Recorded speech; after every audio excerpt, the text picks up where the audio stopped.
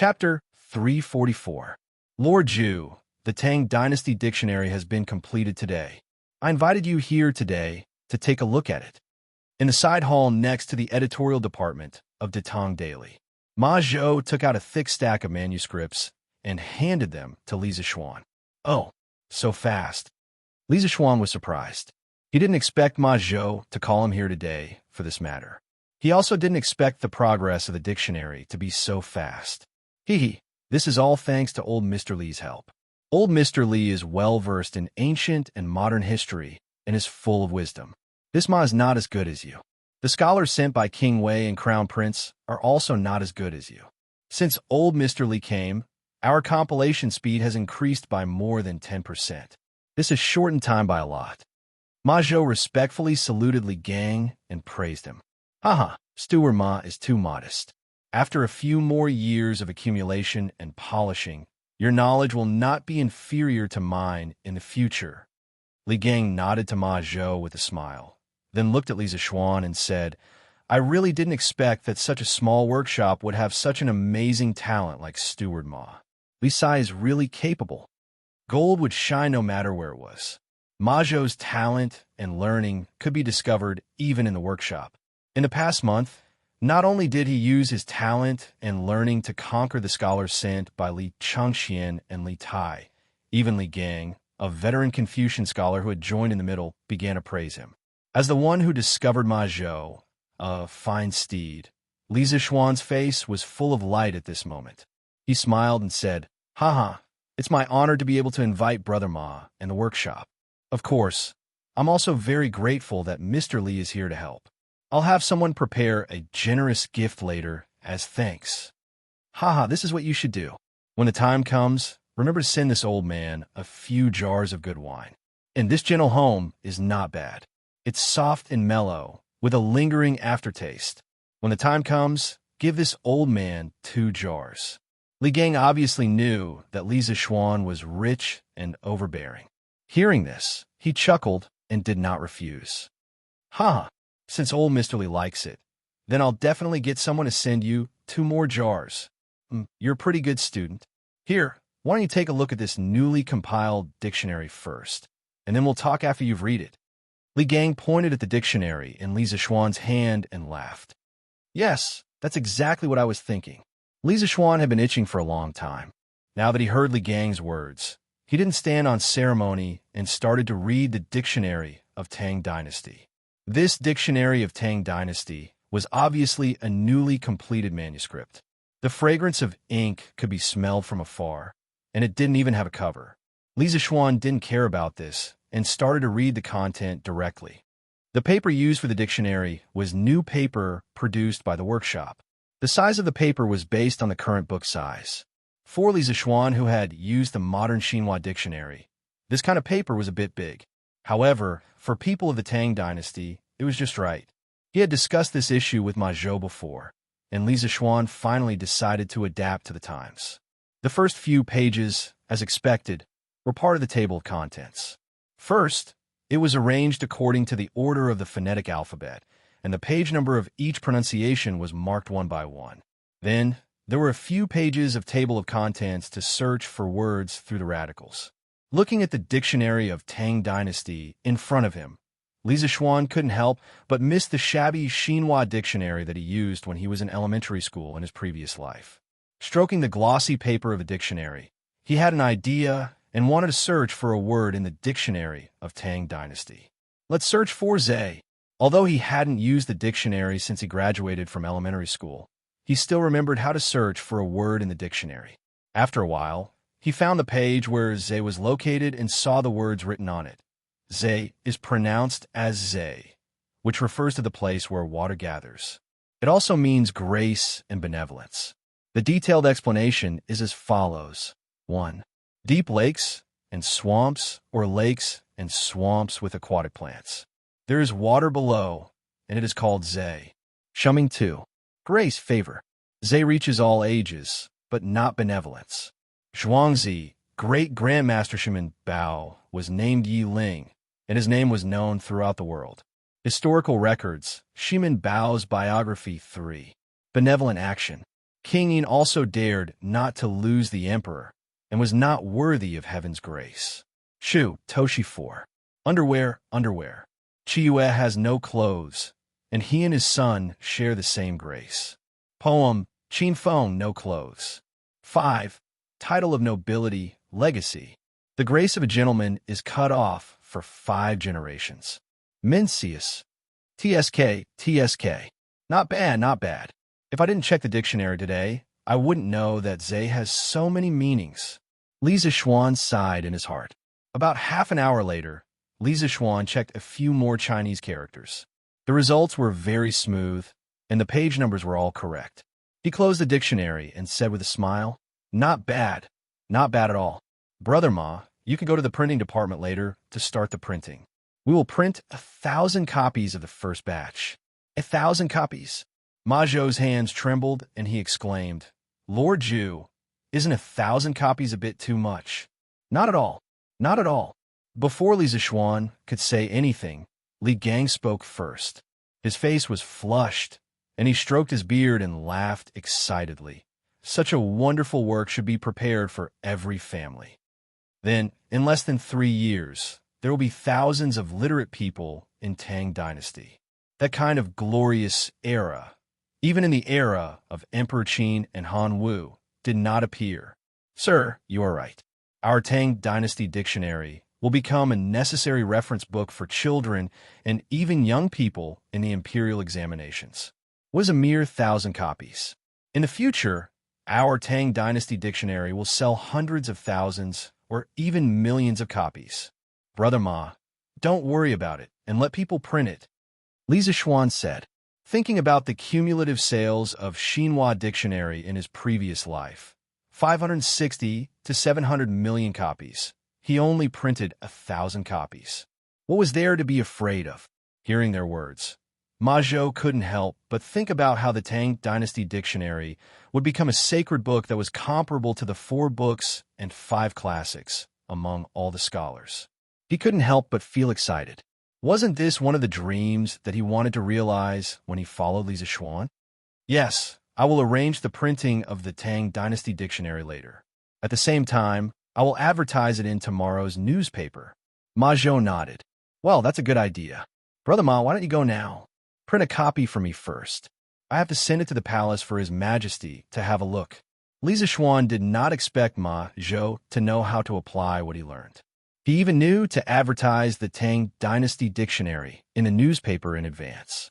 Suddenly, he remembered that Li Zixuan had told him before that once the Tang Dynasty Dictionary was printed, he had to send it to the palace for His Majesty to have a look. Good. I will arrange it right away. Ma Zhou stood up and saluted Li Zixuan and Li Gang before he went out. Chapter 345. Li Sai, if you don't mind, why don't I write a preface for the Tang Dynasty Dictionary and publish it in the newspaper for publicity? Seeing Ma Zhou leave, Li Gang put down his wine cup and took the opportunity to suggest to Li Zixuan. This was what he wanted to talk to Li Zixuan about today. Scholars loved fame. Even though Li Gang had retired for a long time, he still couldn't help but want to leave his mark on the Tang Dynasty Dictionary, an epic-making masterpiece that would be passed down through the ages. When Li Zixuan heard this, he smiled knowingly and said, "What are you saying, old mister? If you're willing to write, I'm more than happy to oblige." As the teacher of the 2 crown princes, Li Gang was naturally knowledgeable.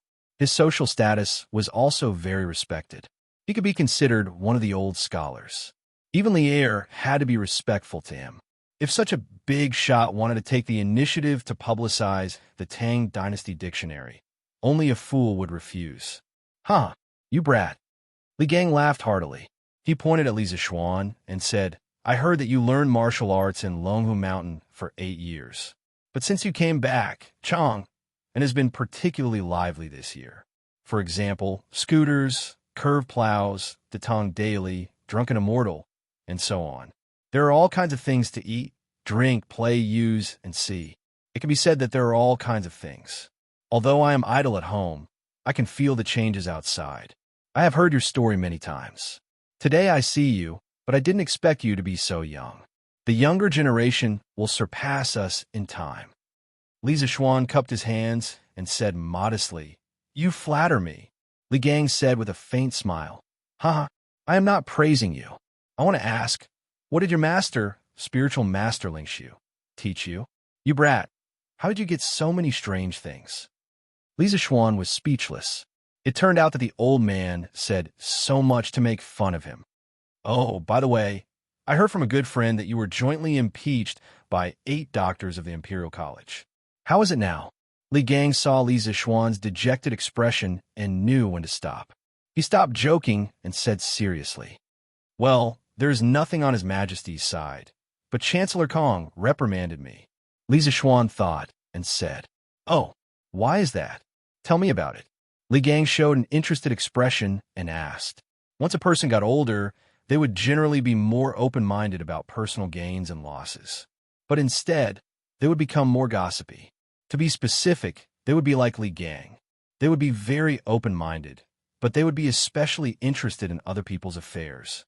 Li Zishuan was helpless and could only briefly tell Li Gang about the recent happenings in the Imperial Court and the Imperial College. Li Gang listened with great interest. After listening, he stroked his beard and shook his head. Zhongde, Kong Ingda, courtesy name Zhongde, is the chancellor, so it's understandable for him to do this. However, it's a little unreasonable. Li Sai, since you joined the Institute of Mathematics, you've made some contributions to the Imperial College. Even I have heard a little about your contributions. Zhongda's behavior is somewhat disappointing. Next time when I drink with him, I will help you talk to him." Li Zishuan was stunned. He did not expect Li Gang to be so open-minded. It was indeed rare for him to look at this problem from a completely fair point of view. "Haha, thank you for your kind intentions, but there is no need for this. This little one has already resigned from His Majesty yesterday. In the future, I will no longer hold the position of Minister of Mathematics." To tell the truth, if Kong Ingda had been like Li Gang at the start, even if the Imperial College had a backstabbing villain like Cui Shanyu, Li Zishuan would still be willing to stay and lead the Imperial College to a new life. But there were no ifs in reality. Now that he had decided to set up his own school, there was no point in talking about this. "What?" Li Gang's eyes widened, and he cried out in disbelief. Then he said somewhat bitterly, "Foolish, foolish. How can you give up on your students because of a momentary dispute? Don't you plan on continuing the knowledge that your master passed on to you?" General Yuchi, this subordinate, brought people to investigate the houses of the 8 victims yesterday and found that almost all of it was the feces of the waiters. Moreover, according to the descriptions of the servants of these families, the feces should have all been taken before 5 in the morning. At that time, everyone was still dreaming. East of the Imperial Palace, right Marquis Wei Manor, Chicken Bro bowed and handed over a page of the dossier. Then did you bring people to ambush and capture people in those places in advance this morning?" Yuchi Jingda sat at the head of the table and didn't take the file. He just glanced at it casually and then asked in a rough voice. Replying to General, this subordinate brought people to ambush near the houses of the 8 doctors at 5 in the morning this morning. In the end, we didn't find anything strange until dawn. This subordinate reckons that they should not come again. Brother Chicken felt even more pressure. He didn't know if Yuchi Jingda would punish him for incompetence because of this. His forehead was so nervous that sweat seeped out. Huff. He didn't know if he was hallucinating, but Brother Chicken vaguely heard the sound of exhalation. Then he heard Yuchi Jingda say, Then did you go door to door nearby and ask if any child came out and took a dump in front of the houses of Dr. Cui and the others 2 days ago?" Replying to General, this subordinate has checked, but basically every family said with certainty that their child definitely didn't go out in the morning. Brother Chicken was fully prepared and hurriedly answered. Li Zishuan had allocated a lot of activity funds back this time. In the houses where the 8 doctors lived, all the families with children were basically hired by Li Zishuan. At this time, who would jump out to admit their guilt? The atmosphere in the hall became very oppressive for a moment. Just as Brother Chicken thought that he would definitely be punished this time and muttered in his heart that Ma Zhou's previous analysis was too deceptive Yuchi Jingda finally spoke. Since that's the case, then this case will end like this. Go file the file and inform the 8 doctors. Tell them the results of Wu Houwei's investigation.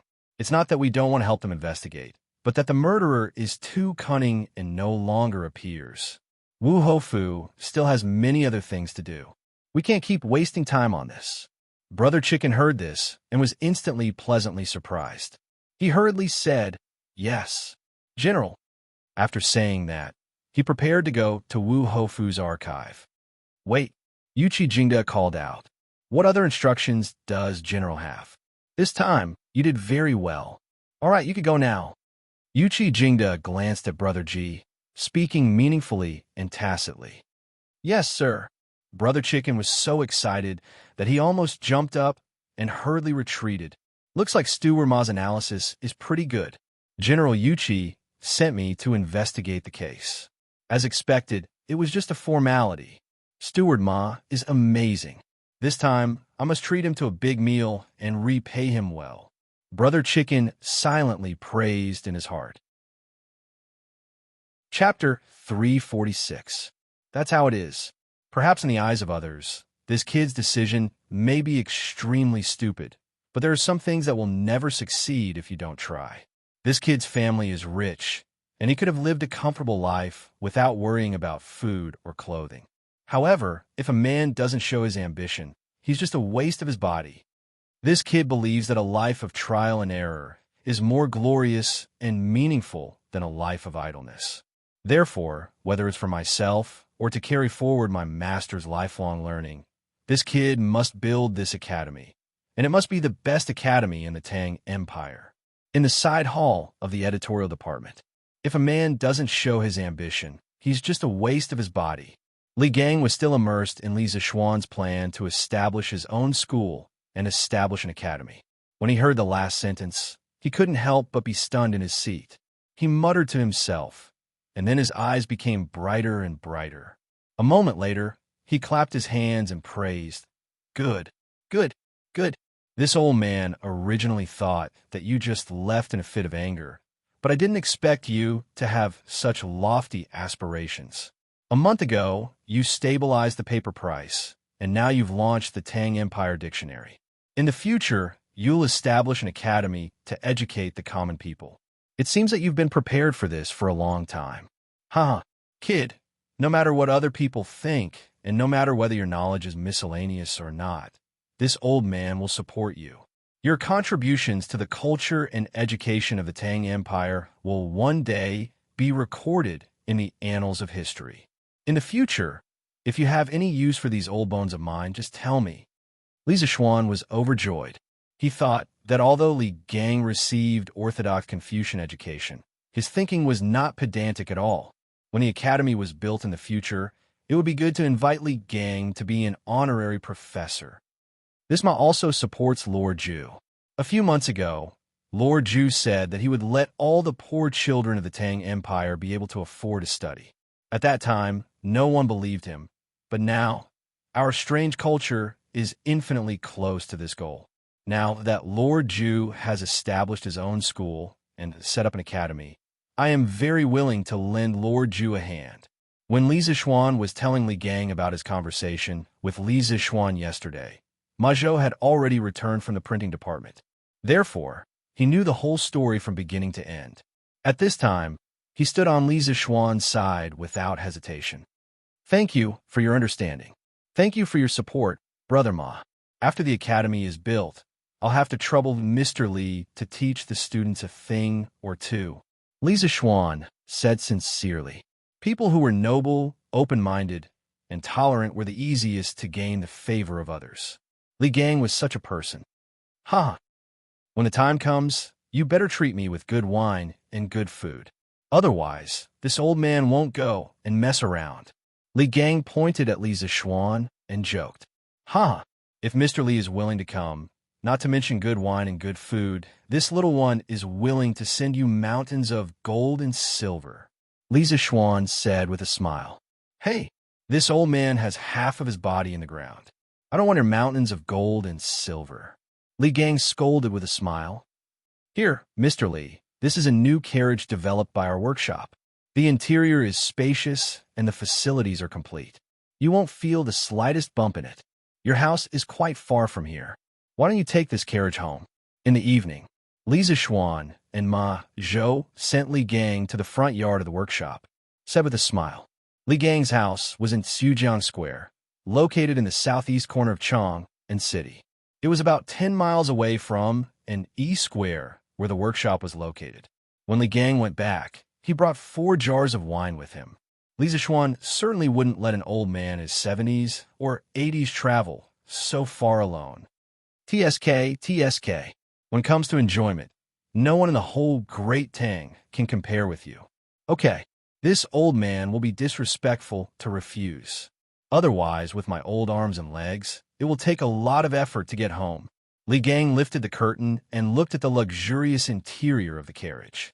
He turned and pointed at Li Zishuan and joked with a smile. Hee, you flatter me. One should work hard to earn so much money in one's life. In addition to helping others, one should also enjoy himself. Huh, you're interesting. Li Gang laughed and got into the carriage with the help of the servant. He tried the sofa and couldn't help but exclaim, TSK, this old man still underestimated you. This carriage is more comfortable than I imagined. If you like it, how about I give you one? Li Zishuan laughed outside the window. I won't accept a reward for nothing. Your carriage is so luxurious that it must be worth a lot. This old man can't afford it. Li Gang waved his hand and refused without hesitation. He could accept a few jars of tenderness, but this carriage was too expensive. How could Li Gang be willing to accept it? You can't say that. Old Mister has been working tirelessly on the revision of the dictionary of the Tang Dynasty. How can a mere carriage compare to Old Mister's efforts? Hey, this old man didn't help you edit the dictionary for you. This dictionary is the foundation of the future prosperity of the literary world of Tang. Li Gang let out a sigh and said, Let's go. It's getting late. I'm going back. Tomorrow I'll write a preface for the Tang dictionary and send it over. Take care, old man. Xiaoxi, take good care of the old man. Seeing that Li Gang insisted on not accepting it, Li Zishuan did not force him. He saluted Li Gang and then instructed Song Xiaoxi. Yes, young master. Song Xiaoxi nodded and drove the carriage away. Brother Ma, the workshop will spare a carriage for old man Li in the future. Seeing that Li Gang had left, Li Zishuan turned around and said to Ma Zhou, Yes, that's right. Old man Li is too old. Ma Zhou nodded and replied, Hey, young master, since you're here, I have something to tell you. At this moment, Uncle Fu hurried over. Li Zishuan was surprised and said, Oh, Faubert, what's the matter? Young master, you've ordered the workshop to speed up the production of the new carriages. We haven't dared to slack off. As of today, the workshop has produced more than 50 new carriages. Do you think we can sell this new batch of carriages first? This way we can recover some of the money and use it for turnover. Faubert said worriedly. The cost of a new carriage was as high as 400 to 500 strings of coins.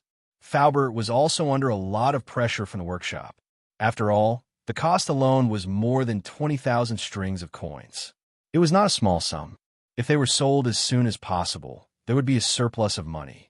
That was why Faubert was so eager to sell the new carriages. Chapter 347. 50 carriages. That's not a small number. Brother Ma, get someone to write an advertisement for our carriages and put it in the Datong Daily tomorrow. And the advertisement for the Tang Dynasty dictionary. You can start publishing it tomorrow as well. Do the initial publicity first. Once we have printed 1,000 copies, we can put it in Chitu culture and sell it. In the front yard of the workshop, Li Zishuan nodded in agreement after hearing Faubert's suggestion. Yes, no problem. But didn't you ask old Mr. Li to write the introduction for the Tang Dynasty dictionary? Why did you? Ma Zhou was puzzled. What we're doing now is only the initial publicity. The printing of 1,000 copies of the Tang Dynasty dictionary is not something that can be done in a day. Even if the workshop is much larger than before, it will take at least 2 to 3 days. We need to let people know what the Tang Dynasty dictionary is first. Then, when we have enough copies, we can release old Mr. Li's introduction. After all, he is one of the most honorable writers for the Tang Daily. Li Zixuan chuckled and explained. Although Li Gang had retired many years ago, his qualifications were still there.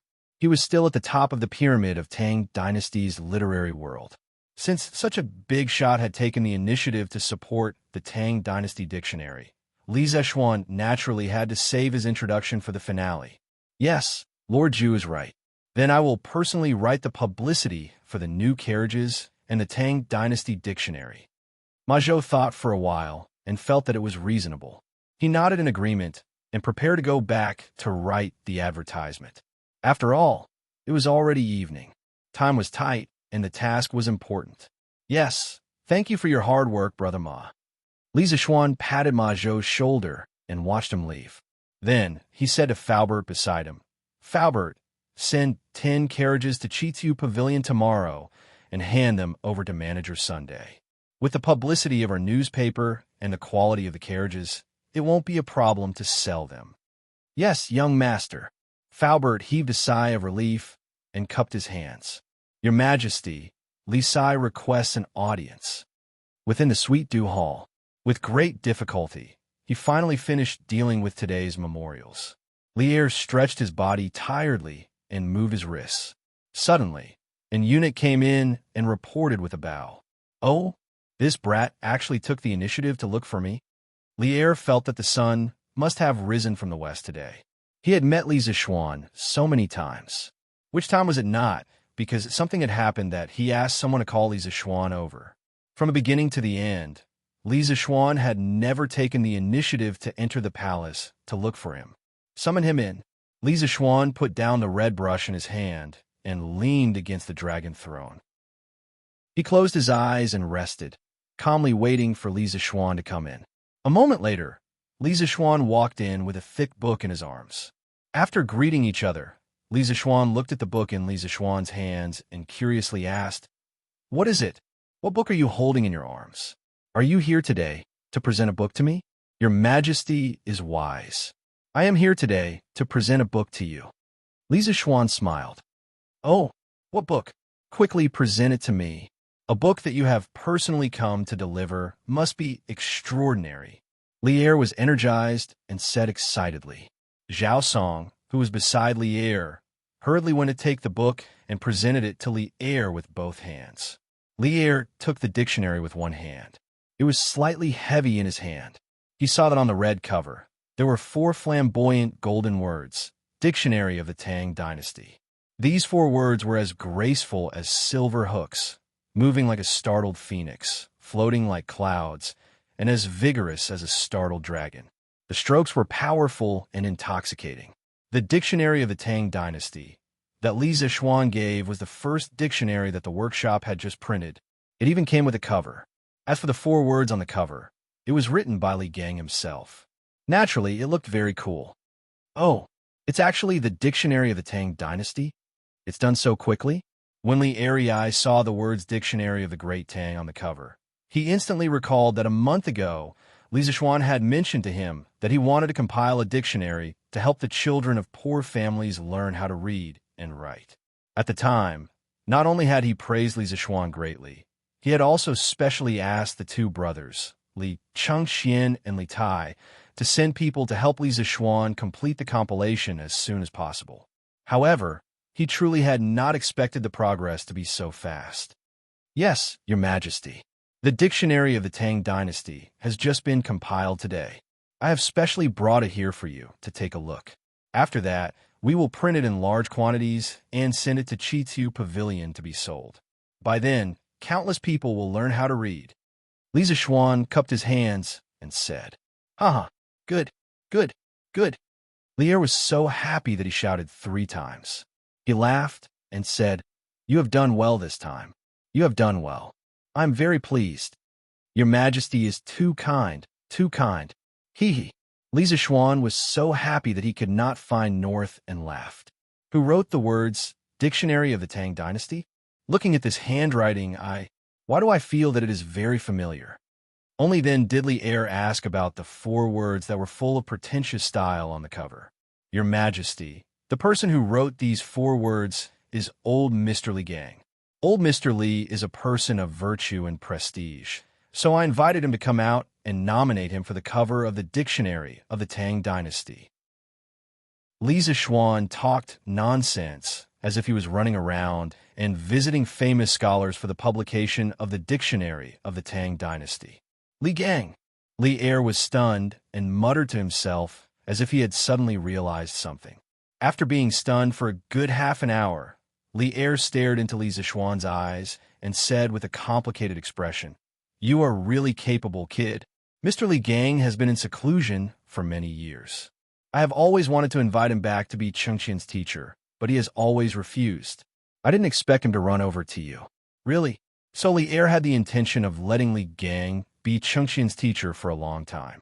TSK. But this progress doesn't seem to be what Li Er wanted. Li Zishuan muttered to himself. He did not expect that as the emperor, old Li would also have a time when he was ignored by others. How rare. This kid is not really that capable. It is just old Mr. Li's great favor. Li Zishuan said humbly, let's not talk about this first. Let me see the content inside first. Li Er shook his head and said that. He opened the dictionary of the Tang Dynasty and began to read. After realizing the superiority of Pinyin, Li Er had spent a period of time specifically learning Pinyin. Similar to when Li Zishuan first saw the dictionary of the Tang Dynasty today, Li Er first looked curiously at the Pinyin table of contents in front of him and the table of contents in front of him. Then, he thought of a few random Chinese characters for himself and began to look them up for fun. The results were without a doubt. There were no mistakes in the page number annotations. They were all accurate. Good. This dictionary of the Tang Dynasty is really good. I will leave this to me. Kid, quickly arrange for people to print this dictionary in large quantities and promote it as soon as possible. When the time comes, I will reward you handsomely. Chapter 348. Master, the people from Wuhou government said that a few days ago, a group of children pooped in front of our house, but the group of children never appeared again. The people from Wuhou government can't do anything about it. They told us to look for them after we have new clues. Imperial Medical Department. After 2 days of care, Cui Shanyo's complexion was much better, no longer as pale as before. When he heard this, he couldn't help but be angry, and said angrily, "Preposterous! What is this? How dare they be so perfunctory? This group of Wuhou has no respect for the law." Cough. Hey, master, don't be agitated. Calm down. Madame Cui quickly put down the medicine in her hands, quickly walked behind Cui Shanyu, gently patted her husband's back, and anxiously advised, Cough. This old man understands. Cui Shanyu violently coughed a few times. His emotions gradually calmed down, and he said with difficulty, "This old man understands. Right Wuhou General Wei is Yuqi Jingde, and Li Zishuan's relationship with Yuqi Jingde, These people are blatantly abusing their power for personal gain. This old man will definitely impeach them." Cough. Master, calm down. We don't have any evidence. How can we impeach them? It's better for you to get better first. Professor Zheng and the rest are still waiting for you to get better. Madame Cui said helplessly. Help this old man up." Cui Shanyu was startled and suddenly said, "Master, what do you want to do now?" "Quickly help this old man up. I want to write a letter. Help me send it to Honglu Temple later." Cui Shanyu frowned and said impatiently, Selling newspapers. Fresh out of the oven, the Tang Daily. Today's headline: Peerless godly works about to appear in strange culture. The combined strength of 12 scholars will help our Tang Dynasty's youth to easily learn to read. The next morning, the sound of children selling newspapers rang through the streets. Ma Zhou abused his power for personal gain. Once, this time, he directly put the Tang Dynasty dictionary advertisement on the front page.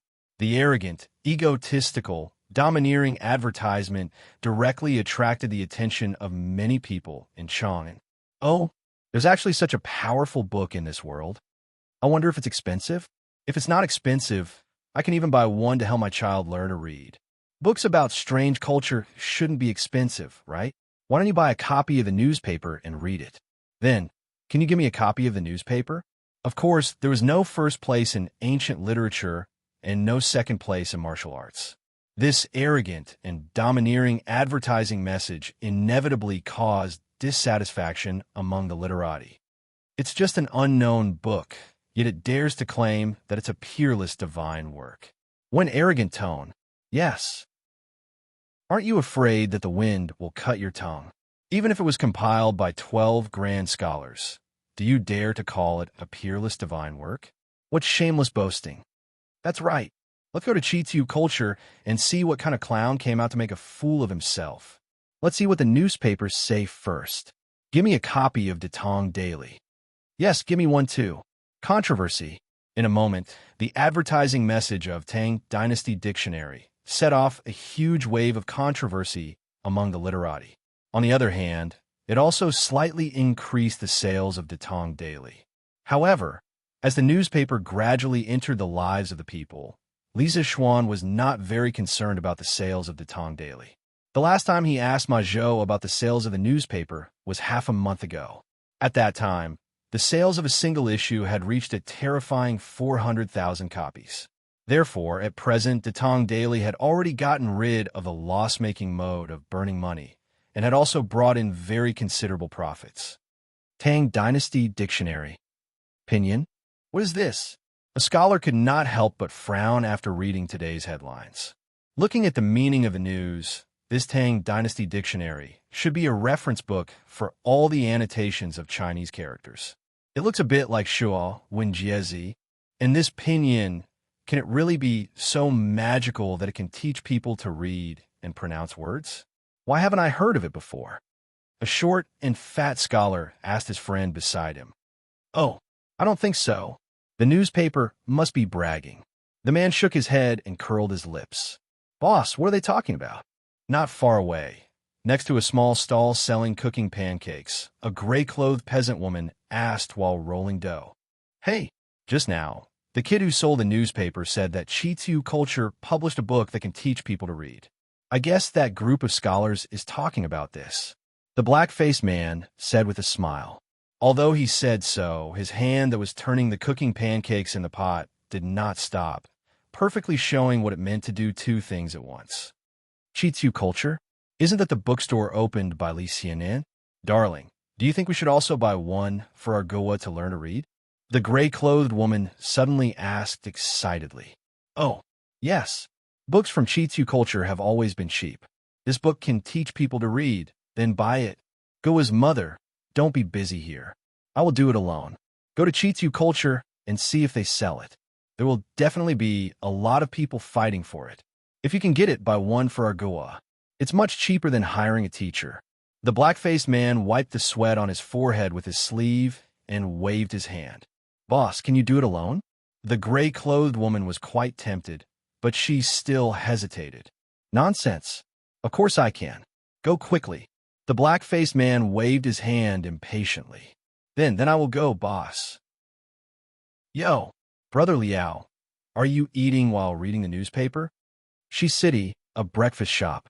A skinny middle-aged man walked in and greeted Liao Shifan when he saw him eating breakfast.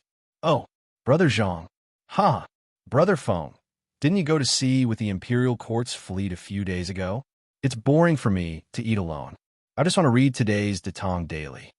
Liao Shifan looked up and smiled. Huh, I see. But Brother Liao, didn't you also get a few big ships? Why didn't you go to sea with them? The man with the surname Zhang ordered a bowl of porridge and a basket of buns from the shopkeeper, sat opposite Liao Shifan, and asked, Sigh, this Liao's old arms and legs often have problems. Brother Feng is much stronger than me, so I won't follow you blindly. I'll just send a housekeeper to follow you. Liao Shifan sighed and explained. Actually, these were all excuses. The main reason was that he was used to living a rich life and was afraid of death. Oh, Brother Liao is right. The sea is too bumpy, and it is indeed torturous. Brother Liao, look. The latest generation of carriage developed by Chitu Pavilion. Don't touch me. It is officially on sale today. It is spacious, fast, and definitely not bumpy. The top 10 will enjoy a special price. Only 999 strings of cash. What kind of carriage is this? It is actually so expensive? Chapter 349. Carriage? Let me see. Liao Shifan grabbed the newspaper and quickly looked at where Zhang was pointing. After a while, he excitedly slapped his thigh and shouted, "Ha ha! That's the carriage. That's the carriage.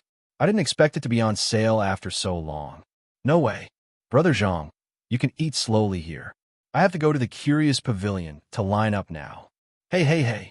Brother Liao, wait. Why do you sound like you want to buy that carriage? Zhang reached out to stop him and said in disbelief. In his opinion, a carriage selling for 500 to 600 strings of coins was already unbelievable. But this time, the Curious Pavilion was selling it for 999 strings of coins. That was close to 1,000 strings of coins. Were they crazy about money? Could it be that the carriage was made of gold? But what he didn't expect was that Liao Shifan actually wanted to buy such an expensive carriage. Moreover, it looked like he was afraid that he wouldn't be able to get it. This made him doubt his life.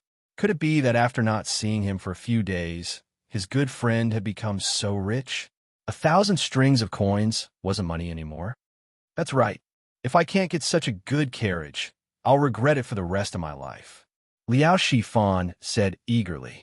But this carriage is selling for 999 strings of coins. Brother Liao, don't you think it's expensive? Hey, I don't have time to explain it to you now.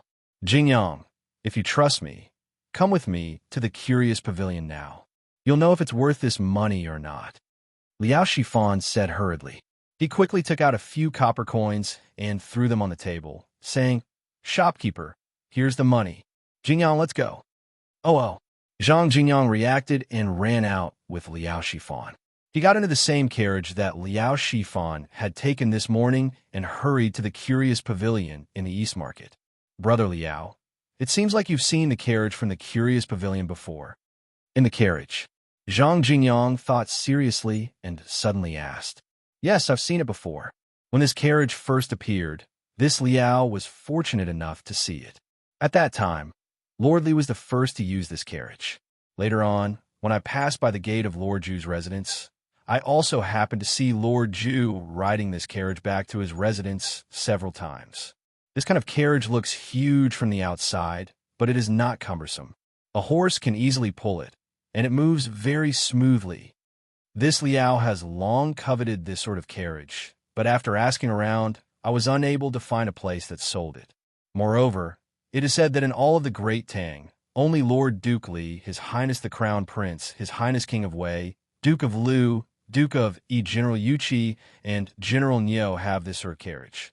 I didn't expect that after waiting for so long, I would finally get it. If I don't hurry up and buy it, wouldn't I regret it for the rest of my life? Zhang Jingyang was enlightened when he heard this, but he still had some doubts, so he asked, "Brother Liao, this carriage is so expensive. There must be very few people who would buy it. You don't have to be so anxious." Jingyang, if you think about it carefully, you won't say that. Liao Shifan shook his head and anxiously looked out of the window, saying, "It has been almost a month since this Liao first saw this type of carriage. What does this mean? It means that this type of carriage is not easy to manufacture, so I am not surprised that it is so expensive now. Also, in this month, whenever Lord Duke Li went out, he would always ride in this type of carriage. In the entire Great Tang, in this Liao's opinion, the person who knows how to enjoy life the most is definitely Lord Duke. If this old man is so fond of this type of carriage, then there is no need to doubt the excellence of this carriage. Such a superior and difficult carriage to mass produce. If this Liao doesn't hurry up and snatch it, I'm afraid that I won't be able to get it. After all, there are many people in Chang and who can take out 999 strings of coins, and there are even more people with foresight. Perhaps even Li Zishuan himself did not expect that he would be treated as an old man by successful businessmen like Liao Shifan. However, from the few businesses that Li Zishuan did in Chang, and all of them had extremely high returns, He indeed had the qualifications to be a role model for these businessmen. Hearing this, Zhang Jingyang's eyebrows twitched. He slowly nodded and said in a deep voice, "Thank you, Brother Liao, for your advice. After hearing what you said, I'm also very curious about this carriage. I must take a good look at it later." "You can take a look at it, but don't fight with me," Liao Shifan suddenly said with a vigilant look. Zhang Jingyang was speechless. Could it be that this friendship could not be compared to a carriage? How heart-wrenching. On the other side, in the East Market, Strange Culture and Strange Taste Pavilion, which had been quiet for a long time, became popular again today. These two shops have been the hot topic of Chang and before. This time, after the Tang Daily's publicity, it was as if a cigarette but had been thrown into a barrel of explosives. The effect of gathering popularity immediately exploded. Even before opening time, there was already a long line in front of the two stores. There were fewer people in front of the Odd Taste Pavilion. After all, carriages were still considered a luxury item for the people of Great Tang. On the other hand, there was a sea of people in front of the Odd Taste Pavilion, and there were several long lines. The people in the queue gathered in twos and threes, pointing at the advertisements in the newspapers and discussing with each other. For a moment, it was very lively. Fortunately, we're not too late, and we have membership cards, so we can line up at the members channel. This way, there will definitely be a carriage for me later. In front of Strange Taste Pavilion, Liao Shifan and Zhang Jingyang were at the front of the queue and said happily. There were only two people in front of him, so logically speaking, they would definitely be able to buy the first batch of carriages. Fortunately, there were no traffic lights or traffic jams in this era. Otherwise, the two of them would have been dead by now. Although there were not as many people buying carriages as there were people buying Tang Dictionary, at a glance, there were at least 70 to 80 people lining up to buy carriages in front of Strange Taste Pavilion. Chang had never lacked rich people, and even more so, people with foresight. "Brother Liao, if I didn't see wrongly, you took out an orange membership card just now." Zhang Jingyang's face was full of shock. "Yes, if we didn't have a membership card, we would still be lining up on the other side." Liao Shifan did not feel that something was wrong at all, and he answered casually, But a card costs 100 strings of coins. Isn't that a bit expensive?" "It's not expensive at all. For us, it's totally worth it. Think about it. An orange membership card only costs 100 strings of coins, but with this card, not only can we save time in the members channel, we can also get a 30% discount on all the goods in Strange Taste Pavilion. Just this time, we can save nearly 300 strings of coins by buying a carriage. Do you think this membership card is worth it? Is it expensive?" Liao Shifan slowly analyzed. Chapter 350. It's open. It's open. The door is open. Let's go in and have a look at the Tang Dynasty Dictionary. How dare it call itself a masterpiece? The door of Chitu culture was the first to open. Sun Huan, dressed in a purple-red gown, walked out happily and saluted the crowd. "My friends, you must be here today to have a look at the Tang Dynasty Dictionary out of curiosity. I won't beat around the bush. You can go in and have a look at the new Tang Dynasty Dictionary in your order. Today's Tang Dynasty Dictionary is only for viewing, but not for sale. 2 days later, Chitu Culture will sell 1,000 copies of the Tang Dynasty Dictionary. If you need it, remember to come and buy it." "What? It's not for sale today? Why not?" "Yes. Why did you bring us here if you don't want to sell it?" Some people in the crowd who had come early to buy the Tang Dynasty Dictionary couldn't help complaining to Sun Huayuan. Most of them had heard about the magic of pinyin from the supervisors of the Imperial College, so they didn't have much doubt about the function of the Tang Dynasty Dictionary. Today, they just wanted to buy the dictionary. "Everyone, please calm down and listen to this old man's explanation." Sun Huayuan was prepared for this. He saluted the crowd and said loudly, "The Tang Dynasty Dictionary uses the pinyin newly invented by my lord. It combines the painstaking efforts of the Crown Prince and the 12 scholars under the King of Wei. Later, the former minister of the Ministry of Rights, Mr. Li Gang, also helped. His Majesty has given great attention and support to it. After the dictionary was compiled yesterday, my lord brought the first Tang Dynasty dictionary to the palace. His Majesty praised the dictionary and said that the Tang Dynasty dictionary could be used as an introductory reading material for children and a necessary reference book for young students in the imperial examinations in the future. Our workshop is doing its best to print the dictionary. It is estimated that 1,000 copies of the dictionary will be printed in 2 days. In the next month, the Imperial Court will send a group of assistant lecturers who are proficient in pinyin to the Taoist temples and academies in Chang and city to teach and popularize pinyin for free. Friends who have bought the Tang Dynasty dictionary can attend the class. I promise that anyone who is illiterate will be able to learn pinyin in 10 days. After that, you can use the Tang Dynasty dictionary to learn all the Chinese characters. As soon as Sun Huayuan finished his words, the people in the line below immediately burst into an uproar.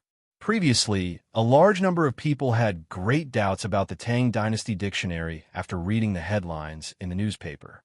However, at this moment, Sun Huayuan said with certainty and even mentioned the emperor. How could they not believe it? Of course, no one doubted that Sun Huayuan was lying. Someone who dared to use Li Er's words to advertise in Chang and had probably not been born yet. Moreover, according to Sun Huayuan, if a child wanted to learn how to read, he only needed to buy a copy of the Tang Dynasty dictionary. This was too shocking. In modern society, there were often people who complained that education was difficult and expensive. A child's kindergarten would cost tens of thousands of yuan a year. However, in ancient times, education was even more difficult and expensive. Firstly, books were expensive. Secondly, school fees were expensive. This led to the extremely low literacy rate in ancient times. Now that there was such a cheap way to learn how to read, many people were shocked. His Majesty actually knows about the Tang Dynasty dictionary. His Majesty personally designated the Tang Dynasty dictionary as a necessary reference book for the imperial examinations. According to Shopkeeper's son, my child only needs to attend 10 days of pinyin lessons, and he can use the Tang Dynasty dictionary to learn all the Chinese characters. Isn't this too worth it? Shopkeeper's son, is this pinyin really that useful? A burly man roared and asked. Sun Huayuan smiled and nodded at him. Of course, the Imperial College was the first to popularize pinyin. Now, almost all the students in the Imperial College have learned pinyin. Whether it's useful or not, you may not believe me, but you can go and ask the students in the Imperial College. I know this. The child next door to my house is in the Imperial College's four-gate school. I heard from that child that pinyin is very easy to learn. He learned it in 5 days. After learning it, he can directly use pinyin to learn all the Chinese characters. A middle-aged man with a full beard spoke enthusiastically. Meng Laosi, you idiot! Are you trying to trick people again? Bullsh *T. When have I, Meng Laosi, ever lied to anyone? If you don't believe me, then so be it. If you don't buy it, then I'll buy it. Ahem. All right. Now let's enter the store in order to take a look at our new Tang Dynasty dictionary. In order to celebrate the completion of the Tang Dynasty dictionary, all the books in Chitsu store will be 10% off today. Of course, this discount does not stack with the membership card discount. Everyone, please. Sun Huayuan looked at Chitsu store on the other side and anxiously interrupted the noise of the crowd. Good, good, good. Today's trip was not in vain. Haha. Yes, yes, yes.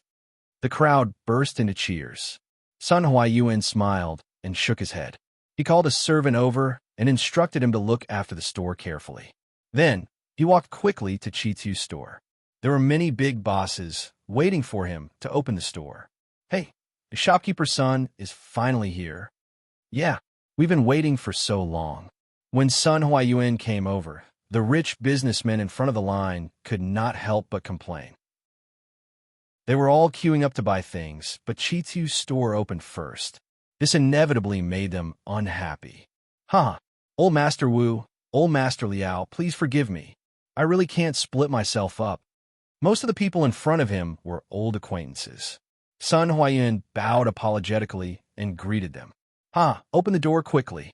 Let us see the same model as old Master Li's car. This old man has been eyeing it for a long time. Yes, yes, shopkeeper's son, hurry up. Those who were well-informed all knew that the carriages being sold today were similar to the new type of carriage that Lisa Schwann had been riding. Previously, when Lisa Schwann went out in the new type of carriage, they had more or less seen it before. Just from its appearance, it was very mighty and domineering. And the people who came to line up were all people who didn't lack money. Now that they went out, they paid attention to the issue of ostentation. So, these people all wanted to buy one to go back and show off, cough, cough, to show off. Huh, all right, this old man will not talk nonsense. Later, you can experience it for yourselves. Now, please look to your right. This is our workshop's newest model of carriage. Zhang sighed, go and lift the curtain. Shopkeeper's son laughed heartily as he waved his hand. He was very confident in the new model of carriage, Don't Touch Me. He felt that there was no need for any unnecessary introduction. These people would know once they tried it. Yes, shopkeeper's son. The servant next to Sun Huayuan answered and quickly ran to lift the curtain. Chapter 351. This carriage. So domineering. TSK. Beautiful. Look at how sharp it is. Curious Pavilion's products are as good as ever.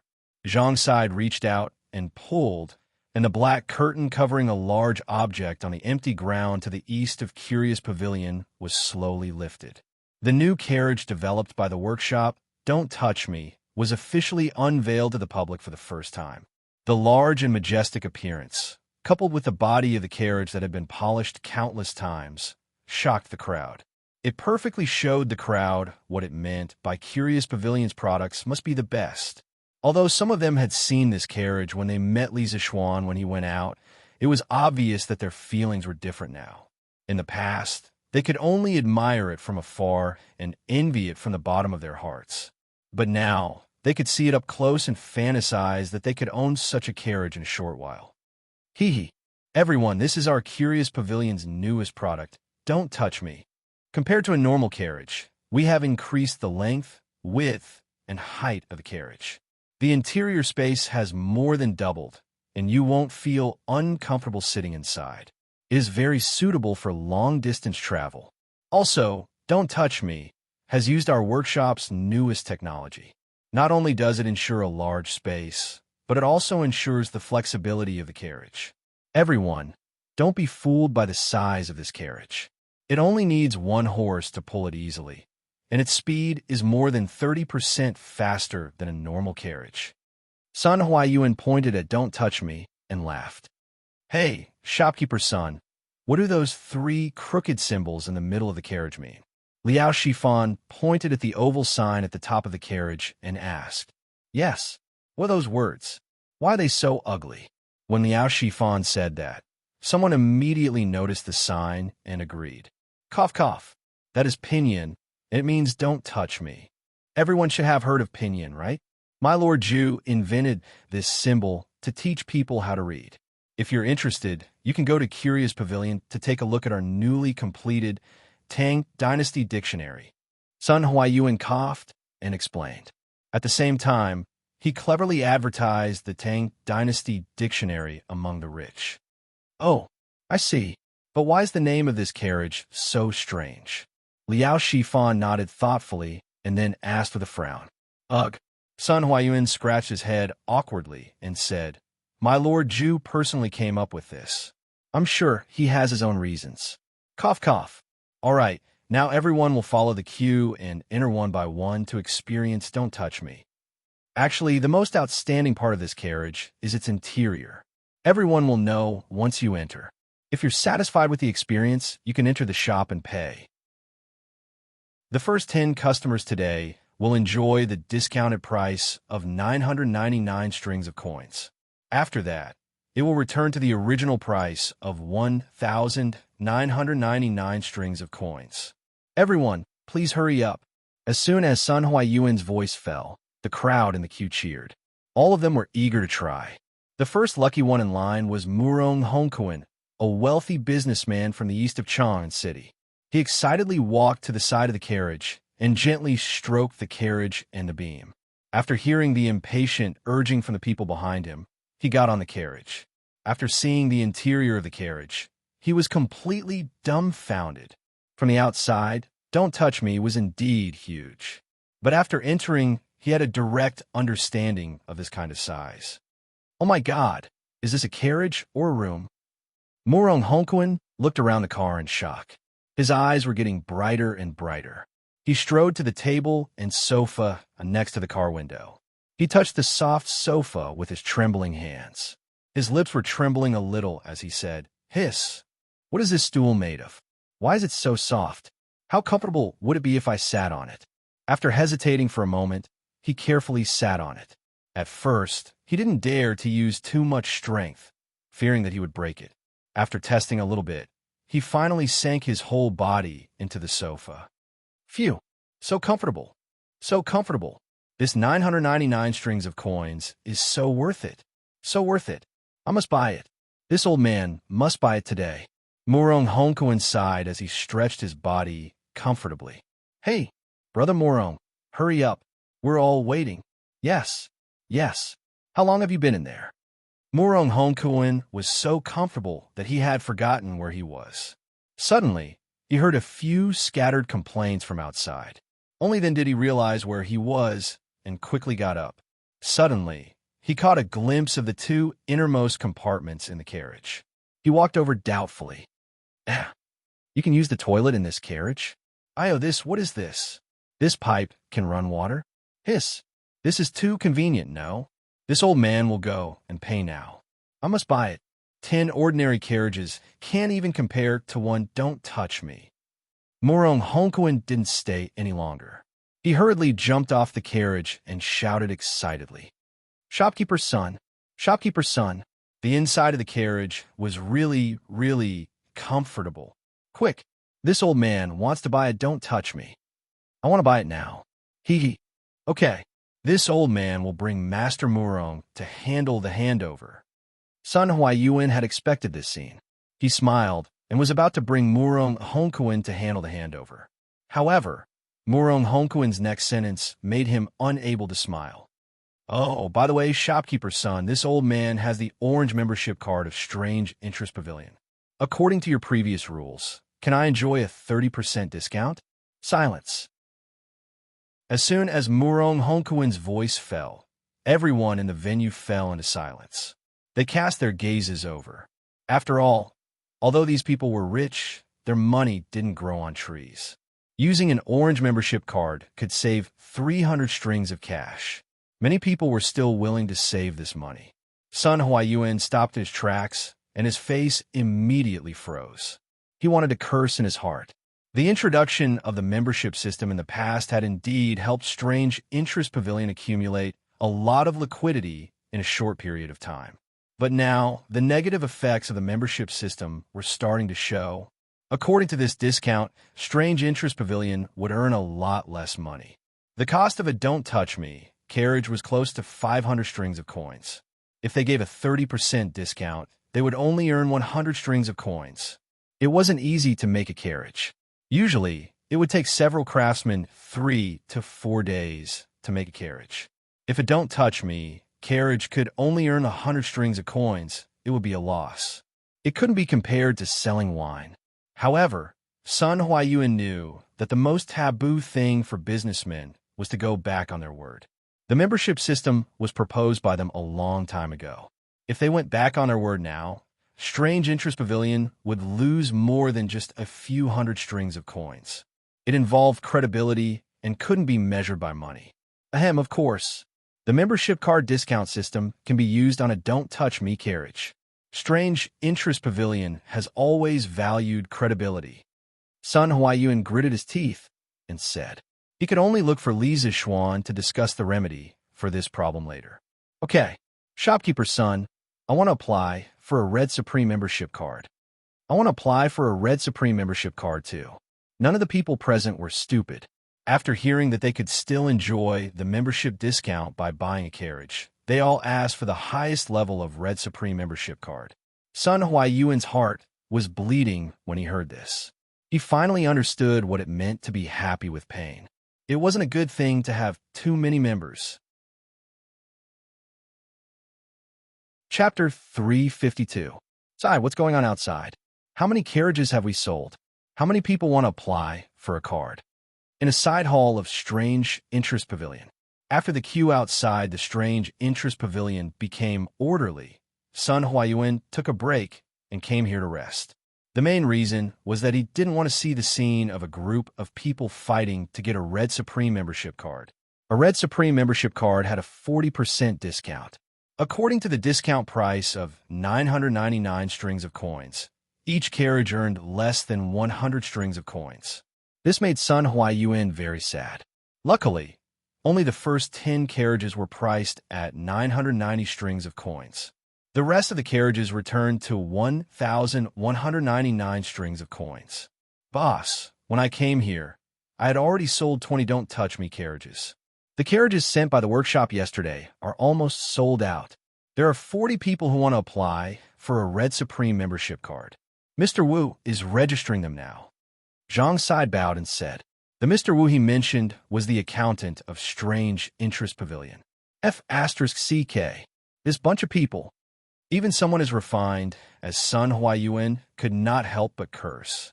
His heart ached as he said, previously, there were only 5 Red Supreme members in our Strange Interest Pavilion. After today's incident, I'm afraid there are now 50 or 60 Supreme members. Zhang Sai was sweating profusely. He did not know where to put his eyes and ears. He could only look down and count the ants. Of course, there were no ants in the house. No, you go and tell the workshop not to send any more carriages here. The 25 carriages they sent yesterday are enough. Sun Huayuan suddenly stood up and patted Zhang Sai's shoulder. Zhang Sai was puzzled. But there are still so many people outside who have not bought a carriage. Stupid. If I tell you to go, then go. If they really send the rest of the carriages here, it will all be over. Sun Huayuan knocked Zhang Sai's forehead and scolded him. Oh, I'll go and tell them now. Zhang Sai rubbed his forehead and ran away like a wisp of smoke. Sai, I can only wait and let Lord Zhu think of a way. Sun Huayuan sighed and walked out. At this time, there was only one Don't Touch Me carriage left outside. My young master already has a Red Supreme membership card. You don't need to experience it. Just sell me a Don't Touch Me. My young master doesn't need you to give him a discount. We'll pay the full price. Sun Huayuan had just come out when he heard such rich and overbearing words. He staggered. He didn't expect that there would be such a top-notch buyer in this world. When he took a closer look, he realized that the other party was an old acquaintance, Wang Runbiao's attendant, Lu Yun. Cough, cough. Brother Lu, are you sure you don't want a discount? Sun Huayuan stepped forward and asked. Those around them also looked at Lu Yun in surprise. My young master said that this carriage is worth 1,199 strings of coins, so he doesn't need a discount. Lu Yun had seen much of the world, so he wasn't the least bit intimidated by the attention of so many people. He raised his head and declared loudly, Is there something wrong with this person's brain? You can get a discount, but you insist on paying the full price? I wonder who his young master is. How rich? As soon as Lu Yun finished speaking, the others were stunned for a moment by this strange reason. 2 merchants lowered their heads and whispered amongst themselves. Cough, huh? Young Master Wang is generous. Sighed, bring Brother Lu to get the carriage. Sun Huayuan was stunned for a moment before his mind finally came around. Today, he finally understood what it meant to be rich and willful.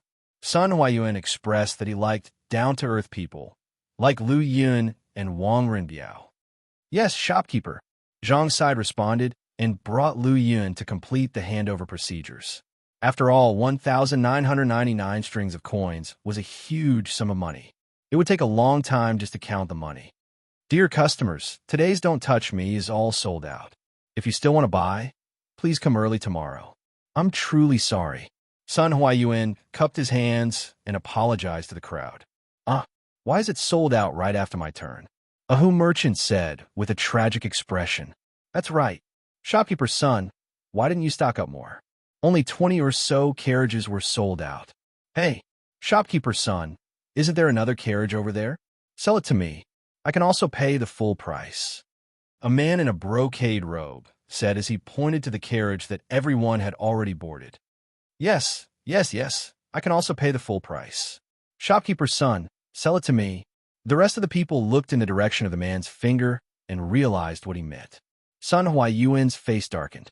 What do you mean by shopkeeper's son? Sell it to me. I'm not a prostitute. That is an exhibit. It is only for everyone to experience and is not for sale.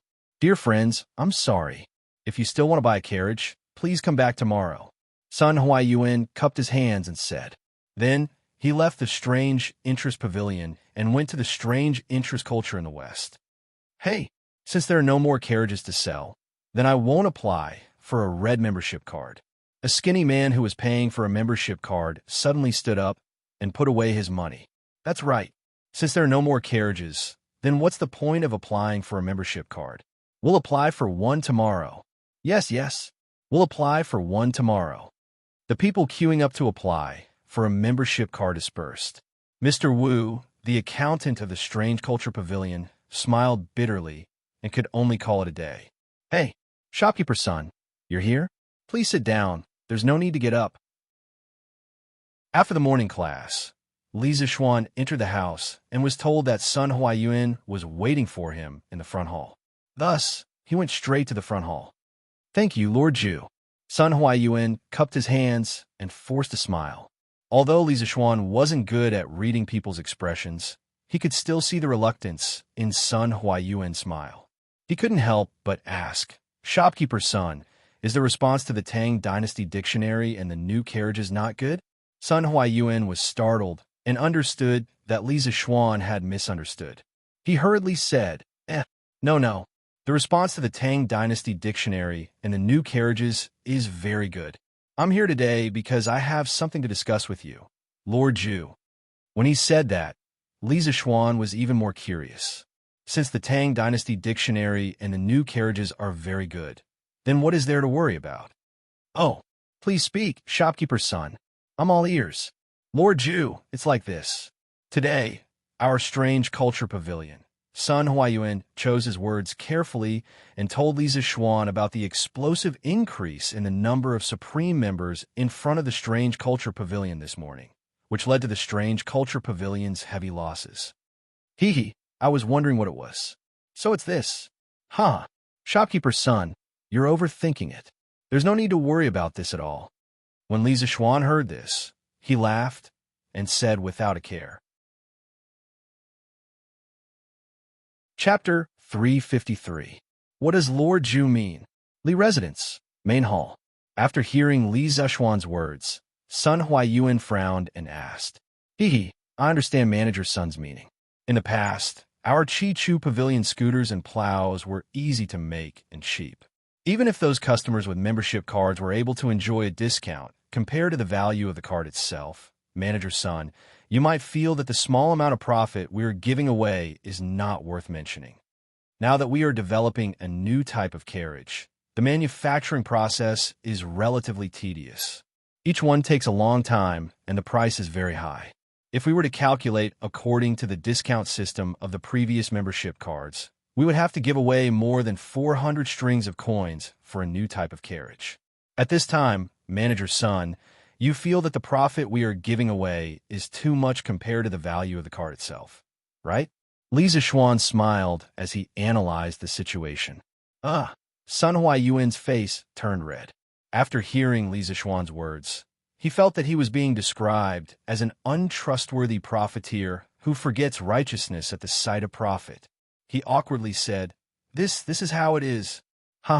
Manager's son, you don't need to be embarrassed. This is human nature and can be understood. Li Zixuan kindly smiled and continued. As the saying goes, a leaf obscures one's view and one cannot see Mount Tai. Manager Sun, you can look at this problem from another angle. A red Supreme membership card is 500 strings of coins. 100 of them are 50,000 strings of coins. First of all, membership cards allow us to obtain a large amount of liquid capital in a short period of time. With sufficient liquid capital, we can expand our scale at any time, recruit more people, produce more products, and ultimately earn more money. This is the so-called money makes money. Manager Sun, you must have heard of this before. Sun Huayuan nodded thoughtfully. Li Zixuan smiled and continued. That's right. Secondly, every person who has bought a membership card from our Chi Chu Pavilion, after using our excellent products, will become a potential customer who will come back to spend money. Here, I want to explain a very important concept to you. Manager Sun, user volume. The products that our Chi Chu Pavilion sells, there is no need to doubt its superiority. But compared to those old shops, we still lack a foundation. In other words, what we lack is a huge number of users. In the future, there will be more and more products in our strange interest pavilion. No one can guarantee that our products won't be copied by others. At this time, the potential value of our users will be reflected. Think about it. Those members are already used to buying things from our strange interest pavilion. Even if they see similar things in other places, they will definitely prioritize our strange interest pavilion. Don't you think so too? Sun Huayuan frowned and said, but if the things in other places are cheaper than here, those members won't buy from us, right? Huh. Li Zixuan shook his head and said with a smile, even if their price is cheaper than our original price, can it be cheaper than our member discount? We have the best craftsmen, the most professional, and the most advanced production model. Our production costs are definitely the lowest as well. If someone wants to start a price war with us, we definitely have the confidence to fight. Also, there's another reason why I asked you to speed up the membership. As the various technologies in our workshop improve in the future, there will definitely be many new products that will be introduced one after another. When those people apply for membership, they usually leave their addresses. And those who can afford membership have a certain amount of spending power. Every time, we can send flyers to those members' addresses. They have used our strange interest pavilions products before, so they will definitely understand the quality of our products. There is a high possibility that they will buy our new products. This way, we can quickly turn the workshop's technology into money without any additional promotion. Modern society was an era where users were king. Many new brands, such as Didi Chuxing, Are You Hungry, OFO, and so on, gathered a large number of users in a short period of time by constantly throwing money at them. Then, based on this large number of users, they accurately promoted relevant business information and established an effective business model to achieve long-term profits. This kind of behavior was the so-called internet thinking. The Tang Dynasty didn't have computers, nor did it have the internet. Communication wasn't as developed as the modern era. If Li Zixuan were to use this kind of internet thinking, he would only get himself killed. That's why Feng Yu could use a portion of the profits to accumulate users.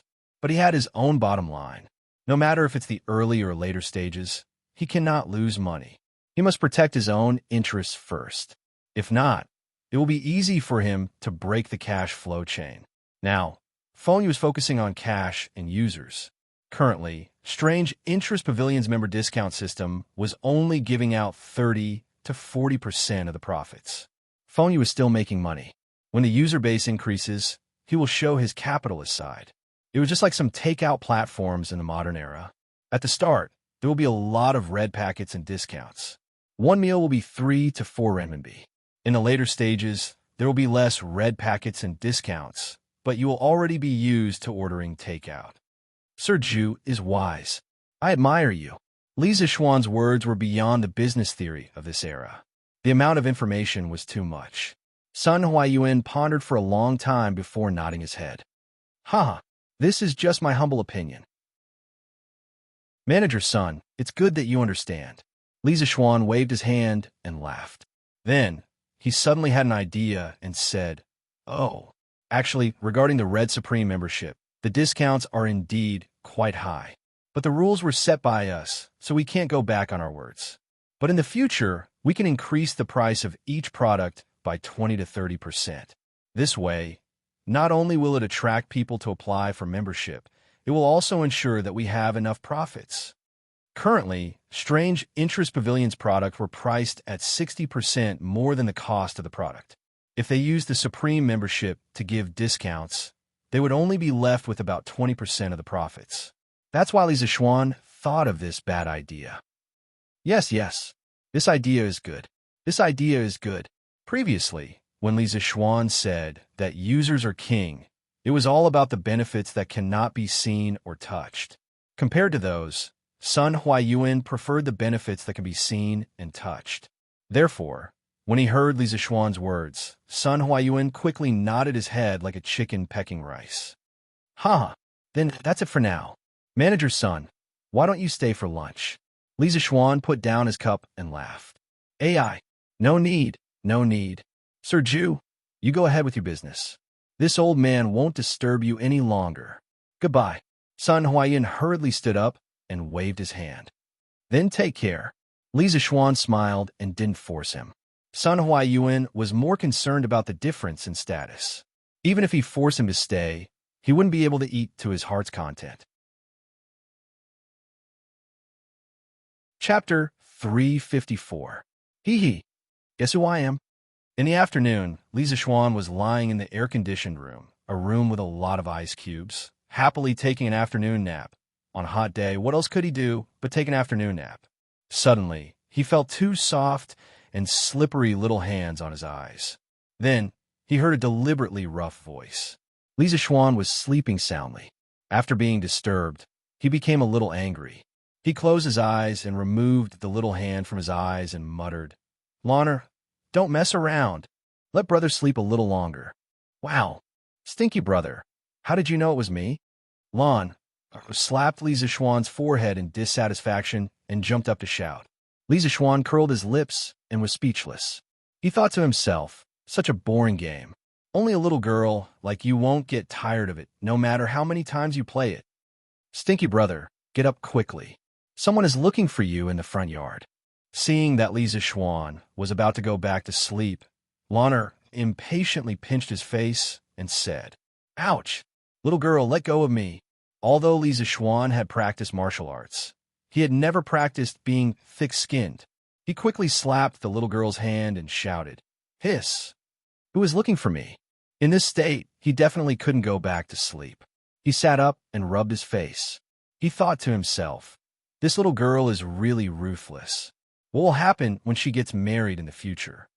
Oh, Brother Crown Prince and Sister Changle are here. Brother, go and wash your face. Li Changxian? Changle? What are they looking for me for? Li Zishuan said in disbelief. He suspected that Loner was deliberately teasing him. How would I know? They just said that they have something to talk to you about. Brother, go quickly. Loner put her hands on her waist and said matter-of-factly, "Oh, okay." Seeing Loner's confident expression, Li Zishuan nodded. He got up and was about to wash his face when he suddenly remembered that there was something wrong with Loner's words. He patted Loner's little head and asked, "What? Little sister, aren't you coming with me?" Lon, it was not going. They are here to look for my brother, not me. Lon, or will use brother's telegram machine to chat with Sister Yushi later. Loner raised her head and said in a crisp voice, "Chatting again? What do you two have to talk about?" "Chat, every day." Li Zishuan rubbed his forehead, speechless. Ever since she discovered the function of the telegram machine, this little girl would come over to play and chat with Han Yushi almost every day. The key was that the only one that could communicate with Li Zishuan's telegram machine was the Han family's one. The little girl couldn't find anyone else to talk to even if she wanted to. After a while, the length of her conversation with Han Yushi was almost as long as Li Zishuan's. In order to prevent misunderstandings, Li Zishuan specially created a password to prove his identity, hitting the tiger at the back of the mountain. Every time he spoke to Han Yushi, he would first send these 4 words to prove that it was him. This also prevented Han Yushi from accidentally recognizing the wrong person and saying things that she shouldn't say. Of course, it was also very power-consuming for the telegram machine to keep working for such a long time. After Lon Er's actions, Li Zishuan recently worked overtime to make more than 20 batteries. He sent half of them to Han Yushi and kept the other half for himself. Of course, there's something to talk about. This is a matter between us women. Brother, you don't understand. Hurry up and go to the front yard. Lana raised her chin proudly and pushed Li Zishuan out of the room. She was like a dove taking over a magpie's nest. What? A matter between women? Little girl, can you be considered a woman? Li Zishuan sweated profusely. There was only a 7 or 8 year difference between the two of them. Was there a generation gap? Fortunately, there were no computers, no internet, and no QQ in this era. Otherwise, Lana, this little girl, would definitely evolve into an internet-addicted girl. Okay. You guys chat. I'll leave first. Li Zixuan waved his hand helplessly. Anyway, Lana, it was already familiar with how to operate the telegram machine. She didn't need him to teach her at all. Moreover, what was even worse was that when she sent the telegram, she was even better than him. That speed, TSK, was simply incomparable. Oh, right? Brother, don't forget Sister Yushi, just because you have Sister Changle. Otherwise, Lana will complain. F***CK. Li Zixuan staggered and almost fell to the ground. Changle was indeed natural and unrestrained, beautiful and cute, but she was only 8 or 9 years old, okay? No matter how much of a beast he was, he wouldn't have any thoughts about a little girl. Looking back at the room, Li Zixuan couldn't help but ask the heavens. Could it be that the children of ancient times were also so mischievous? Chengqian, Changle, why are you guys here? After washing his face in the western courtyard, Li Zixuan went to the main hall and saw Li Chengqian and his sister sitting there, eating fruits and drinking iced wine. They chatted as they ate and drank. They were very comfortable and didn't treat themselves as guests at all. Little Xian, you're up? Come, sit first. Li Chengqian laughed and pointed to the chair beside him. Was this fellow trying to turn the tables? Li Zixuan rolled his eyes and sat opposite Li Chengqian, next to Princess Changle. I've long heard that brother, Xiaoxian, likes to sleep. Today, I've finally personally encountered it. Changle covered her mouth and laughed softly. Li Zixuan's face reddened, and he awkwardly said, Ahem. Little Sister Changle's words are wrong. You have to know that taking a nap can eliminate fatigue, recover physical strength, and strengthen the heart. It can also increase the ability to resist diseases, delay aging, and promote longevity. There are many benefits, so we should all take more naps. Stop. Li Chengqian hurriedly waved his hand and interrupted. He speechlessly said, Xiaoxian, your skin is really thick. You can find so many excuses for your own laziness. I'm convinced. Puffed. Changle couldn't help but giggle. However, she was afraid that Li Zixuan would be too embarrassed and hurriedly covered her mouth. Li Zixuan angrily said, What do you mean by looking for excuses? Everything I said is in line with medical theory. If Chengqian doesn't believe me, you can go to the Imperial Physician Bureau and ask the old Imperial Physician. He then turned his head to look at Changle and said, Also, little Sister Changle should do, as I say, and take more naps. Your foundation is weak to begin with. Oh, that's right. Is your qi better? Hearing Li Zixuan's slightly concerned words, Changle's tender face reddened. She softly said, It's better.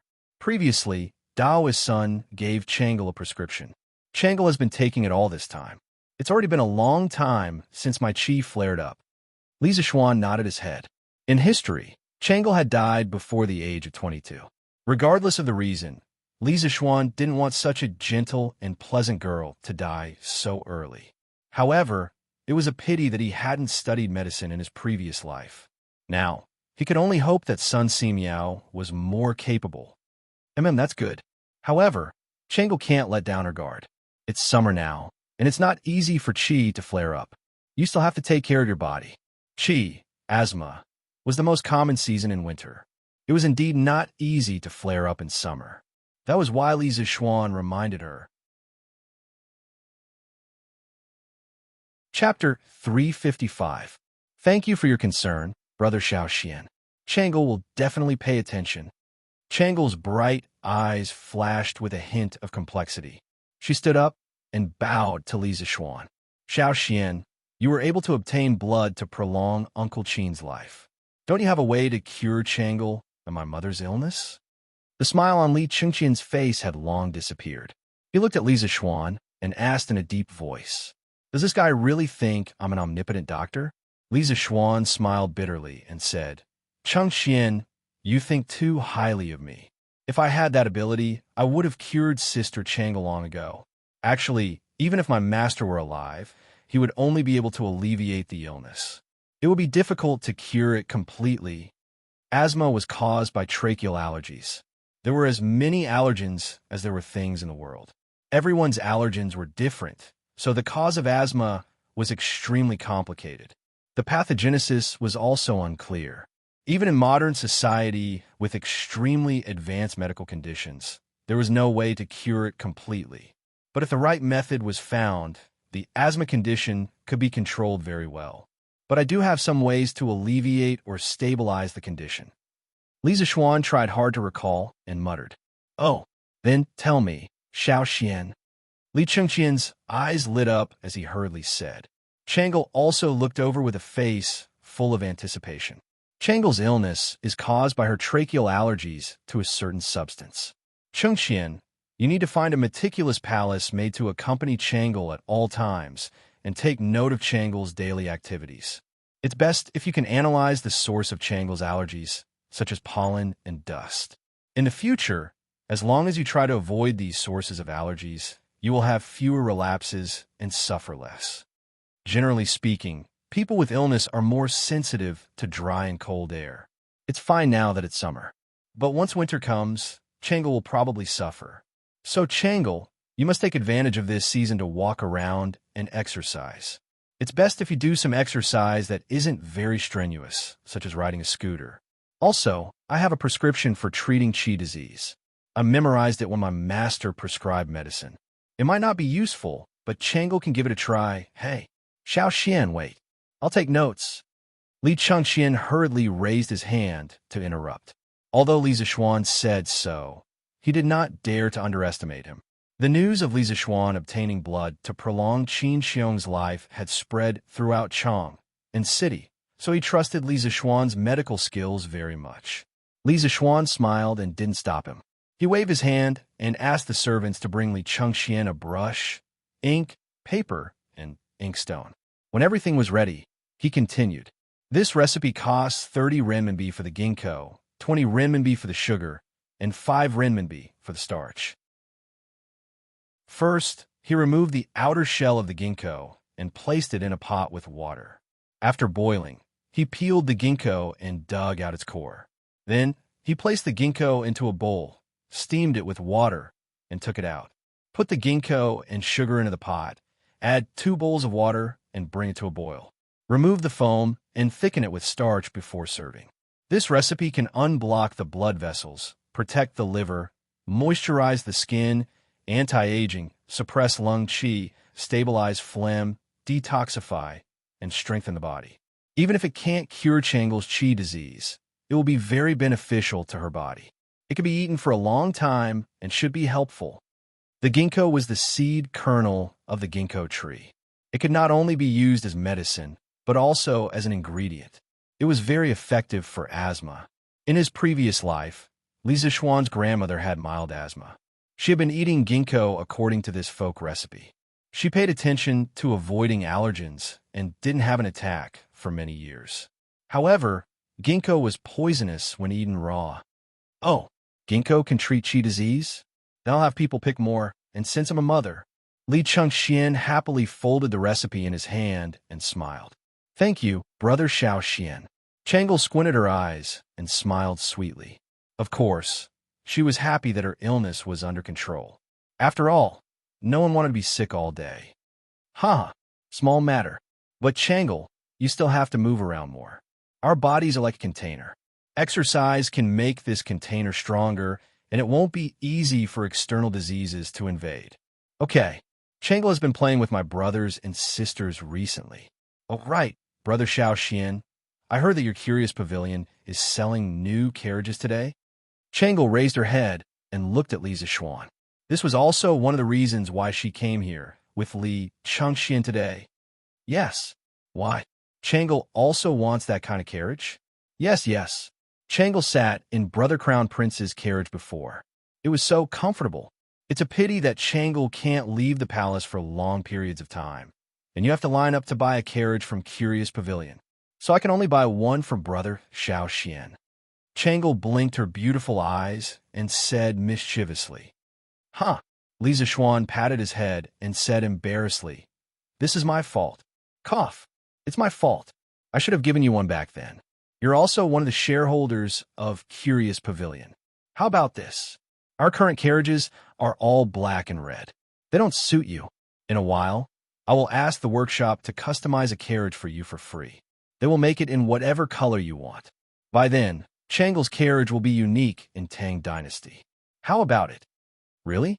That's great. Changle wants a pink one. Is that okay? Changle said excitedly. Indeed, every girl has a cute young girl's heart. Huh, of course. Hee hee. Thank you, Brother Xiao Xian. Chonglu cracked a smile. It was truly a smile that could charm hundreds of people. Li Changxian, who was sitting at the side, pursed his lips in jealousy. Changle had never smiled at him like that before. Ahem, Xiao Xian, I'm here today to talk to you about business. Li Chengxian coughed dryly and said seriously, What is it? Chengxian, tell me. Li Zishuan was observant and alert.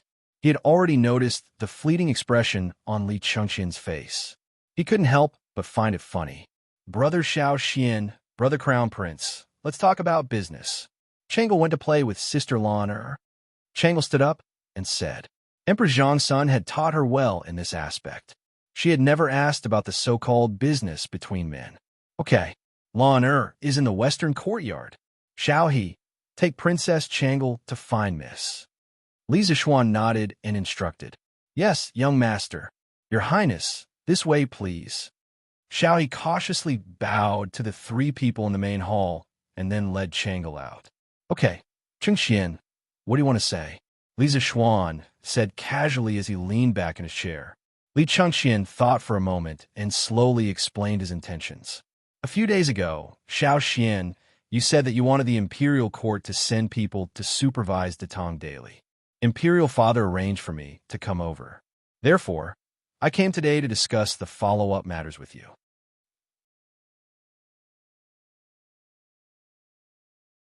Chapter 356. Li Chengxian came over today mainly to contact Li Zishuan before he officially sent someone to the Tang Daily Editorial Department. He wanted to confirm the scope of authority of the person he sent over. While ensuring that he could complete the task given to him by Li Zishuan, he tried his best to avoid conflicts with Li Zishuan's people. Just like what Li Zishuan said before, if the person he sent over didn't know the scope of authority and blindly fought for power, it would affect the normal operation of Tang Daily. As the founder of Tang Daily, Li Zishuan didn't want to see this result. As the leader of the Tang Empire, Li also didn't want to see this result. Li Chengxian himself didn't want to see this result because he was already a small fan of Tang Daily. He would take time to read every issue of the newspaper. After an hour of friendly negotiation, both sides finally reached a peace treaty. From tomorrow onwards, Li Chengxian would send 5 scholars, led by Yu Sherinan, to the Tang Daily Editorial Department to set up the censor department. Every issue of the newspaper had to be submitted to the censor department for content review before it was published.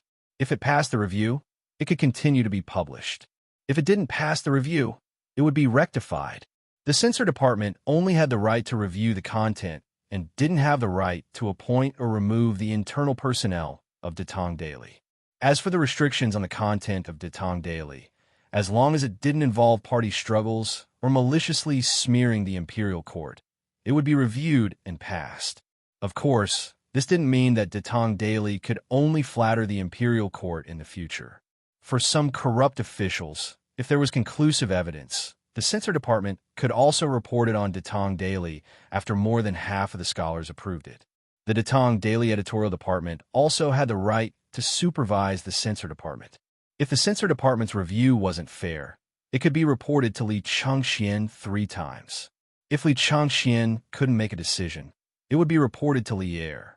At first glance, in terms of function, the so-called censor department was a bit like the modern ****, which specialized in reviewing media content. But in terms of power, the censor department was much weaker because it could be supervised by the editorial department. It was a bit like the modern political commissar and the editorial department was equivalent to the military chief. The military chief was to solve the problem of how to fight a war. The military chief, including the company instructor, battalion instructor, and the political commissar of regiments and above, solved the problem of why to fight a war and who to fight for.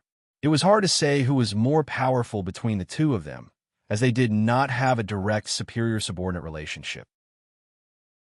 They were supposed to keep each other in check. The purpose of their existence was not to fight for power, but to help the army win the war. Similarly, the censor department and the editorial department didn't want to let Tang daily to get on the big ship of the imperial court and get rapid development nationwide. Li's ultimate's goal was to let Li's to get involved. What? Where's Changle? After the discussion, Li Chengxian looked at the time and felt that it was time to return to the palace. So he followed Li Zishuan to the west courtyard to find Changle and return to the palace together. But he didn't see Changle and Lana in the courtyard, so he couldn't help but ask in confusion. He thought that Changle and Lon would be playing with the scooter in the west courtyard. That was why he asked. But he didn't know that Lana already had a new toy, which was the radio telegraph. As for the scooter, to hell with it. It couldn't be helped. Children liked the new and hated the old. Li Zishuan rolled his eyes and said unhappily, "Why are two little girls playing around in the courtyard on such a hot day? They're in my room." In my room? Hearing this, Li Chengxian looked at Li Zishuan with a strange expression. He thought to himself that his good brother really dared to say that a princess of the imperial family was in his room. Although Changle was only 8 years old, no one dared to say that. Okay, this was a taboo for the imperial family. However, he didn't suspect that Li Zishuan had other intentions.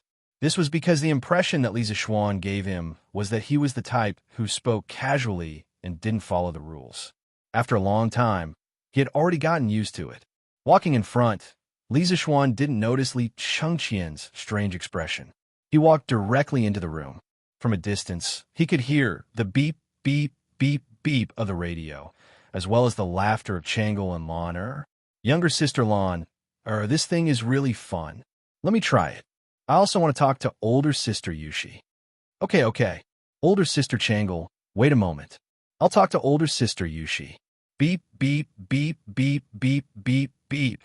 Older sister Yushi, Princess Changle wants to talk to you. Is that okay? Dozens of li away, in the Han residence's small courtyard. Upon receiving this message, Han Yushi's wrist couldn't help but tremble, her heart beating wildly. She would be very happy to talk to Li Zishuan and Lon, because she was very familiar with them. However, Changle, a high and mighty princess of the imperial family. Han Yushi was somewhat at a loss. Beep, beep, beep, beep, beep, beep, beep, beep. Older sister Yushi, are you still there? Han Yushi jumped in fright. After translating Lon telegram, she promptly replied, beep, beep, beep, beep, beep, beep. Lon I'm still here. Ask the princess to come over and talk. Yushi is all ears. Li Residence, Western Courtyard. Older sister Changle, come. Speak. I'll help you send it. Older sister Yushi, hello. Beep, beep, beep, beep, beep, beep. Hello, princess. Greetings to your highness the princess. Lonner's voice reading the telegram, don't. Changle and older brother Xiaoxian are very good friends. Older sister Yushi need not be so courteous. Beep, beep, beep, beep, beep. Thank you, your highness.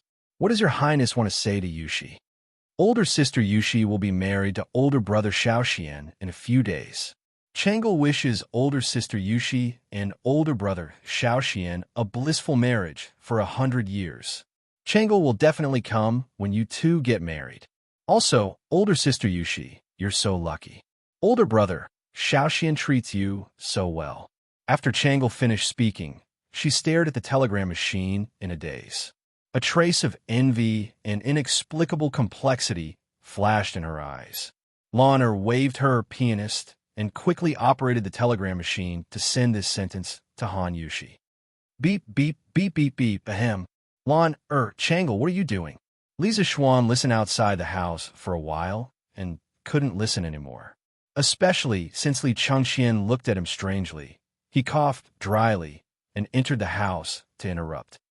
Brother, you're here? Wait a moment. Lan, we'll send this sentence to older sister Yushi first. Lan didn't even raise her head. She waved her hand and said, Ah, brother Crown Prince, older brother Xiaoxian, you're here? Changle, who was in a daze, was shocked by this voice. After she reacted, the little girl's face turned a little red. Chapter 357. Little Xian, is this a telegraph machine? I've heard Father mention it before. It's said that it can send messages from far away. Today, I've finally seen its true form. After all, she was still his sister. Li Chengxian saw Changle's embarrassed face and hurriedly tried to smooth things over. However, his interest in this telegraph machine was real. Hearing this, Li Zishuan's eyes moved away from Changle's blushing face. He nodded and replied, Yes, that's right. This is a wireless telegraph machine. Tisk TSK, how magical. It's amazing that such an iron box can send messages to each other from so far away. Li Chengxian walked to the side and looked at it seriously for a moment. He kept making tisk-tisk's eyes. Then he turned his head and said to Li Zishuan, Xiaoxian, although I don't know how to make those scooters, plows, bearings, and so on, I can still understand them. But for this telegraph machine, even if you explain it to me, I probably won't be able to understand it. I keep feeling that this iron box is wrapped in endless mystery. Little Xian, you're really getting better and better. Is this the engineering you were talking about? Yes, this is engineering. It includes many other basic subjects. Chung Xian, it's normal that you don't understand it. Li Zishuan had never expected people from the Tang Dynasty to be able to understand electromagnetism now. That was an extravagant hope. However, after his Yanhuang College was built, this would no longer be an extravagant hope. Oh, I also heard that Little Xian wants to build an academy to teach the engineering you talked about. If there's anything you need help with in the future, just tell me. If I can help, I'll definitely do my best to help. Speaking up to here, Li Chengxian sighed and said sincerely, If I were just an ordinary person, I would definitely enter your Yanhuang College. Listening to the engineering you talked about, I keep feeling that it's not the knowledge of the human world. Unfortunately, it's not up to me. Li Zishuan said unhappily, Don't make trouble here. Chengxian, you were born with a noble status and didn't have to worry about food and clothing. Do you know how many people envy you? If you're still not satisfied, how are those poor commoners going to live? As the saying goes, be content with what you have. When you are envious of others, you don't know that even more people are envious of you. Li Chengxian was stunned when he heard this. Then he smiled bitterly and said, Be content with what you have. Looks like I still don't understand it as well as you, Little Xian. Brother Little Xian, where are you going to build your academy? Was there enough money? If it's not enough, Changle can give up this year's bonus. When Changle heard them talking about Yanhuang College, she raised her head and said, No need, no need. I have more than enough money. Li Zishuan waved his hand in relief and said with a smile, The academy will be built in Plum Village in the east of Chang and City. It's surrounded by mountains and rivers, and the environment is beautiful. It's very suitable for learning. Moreover, it's not far from Chang and City. If Changle and Chengxian have time in the future, you can visit Yanhuang College. After my academy is built, it will definitely be beyond your imagination. Oh, is that so? When the time comes, Changle must go and have a look. Changle blinked her eyes and said excitedly, Little Xian, how big is your academy going to be? The more Li Chengxian listened, the more he felt that something was amiss. How was this building an academy? This was building a King Villa. It's not that big. The cloud mountain behind Plum Village is about 1,000 acres. After some rest, it should be enough to build Yanhuang College. Li Zishuan rubbed his chin and said, 1,000 acres. Li Chengxian and his sister were instantly petrified. Brother Crown Prince, Changle heard from Lan that this telegraph machine was made by Brother Little Xian to relieve Sister Yushi's boredom. Brother Little Xian is so good to Sister Yushi. On the carriage back to the palace, Changle shifted her gaze from outside the window and said as she held her little face, Oh, I didn't expect little Xian to be a guy who forgets his friends over his lust. Li Chengxian had never heard Li Er mention this before. He couldn't help but say, with a cheeky look, "Umph, what do you mean by forgetting his friends over his lust? It's obviously brother little Xian who values his friends, okay?" Changle rolled her eyes at her brother and secretly thought that her brother crown prince was really unromantic. After being together for so many years, how could Li Chengxian not understand what Changle's expression meant? His face was full of black lines. He wanted to explain, but didn't know how to. He could only blame Li Zishuan. Brother Crown Prince, if Changle can be like Sister Yushi in the future and marry someone who loves me so much, Changle will have no regrets even if I die. But it's said that the marriage of the children of the royal family can never be decided by themselves. In another 3 years, father and mother will probably arrange a marriage for Changle. Changle is so scared that I'll marry the wrong person. But Changle doesn't want to make father and mother unhappy. Brother Crown Prince, what should Changle do? The carriage was silent for a few breaths of time. Changle suddenly raised her watery eyes and looked at her brother as she said with a pained expression. Li Chengxian had always doted on his sister. Now that he saw Changle like this, his heart felt as if it was pierced by a needle. He hurriedly said, "Don't think like that, Changle. Father and mother have doted on you since you were young. That definitely won't let you marry someone who doesn't love you. Besides, I'll definitely speak up for you when the time comes." "Hey, Faubert, busy?" After sending Li Chengxian and his sister off, Li Zishuan let Lan chat with Han Yushi at home while he went to the workshop to see how the printing of the Tang Dynasty dictionary was going. "Yo, young master, you're here." Faubert put down the stack of papers in his hand and said with a bitter smile, "Young master, the entire workshop is so busy that their feet don't even touch the ground now. I'm no exception." Li Zishuan scratched his head in embarrassment. He was here today to give the workshop an additional task. With Faubert in such a state, how could he say it out loud? "Faubert, it seems that our workshop still needs to be expanded a little bit." Now, the workshop's products were still in short supply. Even though the scooters had been launched for several months, they still didn't have to worry about sales. Generally, when the workshop produced something, it would definitely be sold out within 5 or 6 days. That was because foreign merchants liked to resell. As for the new products, needless to say, the demand in Chang City couldn't be met by the workshop. People in other places certainly couldn't enjoy the latest technology of the fantastic pavilion workshop immediately. "Young master, you've seen the workshop now.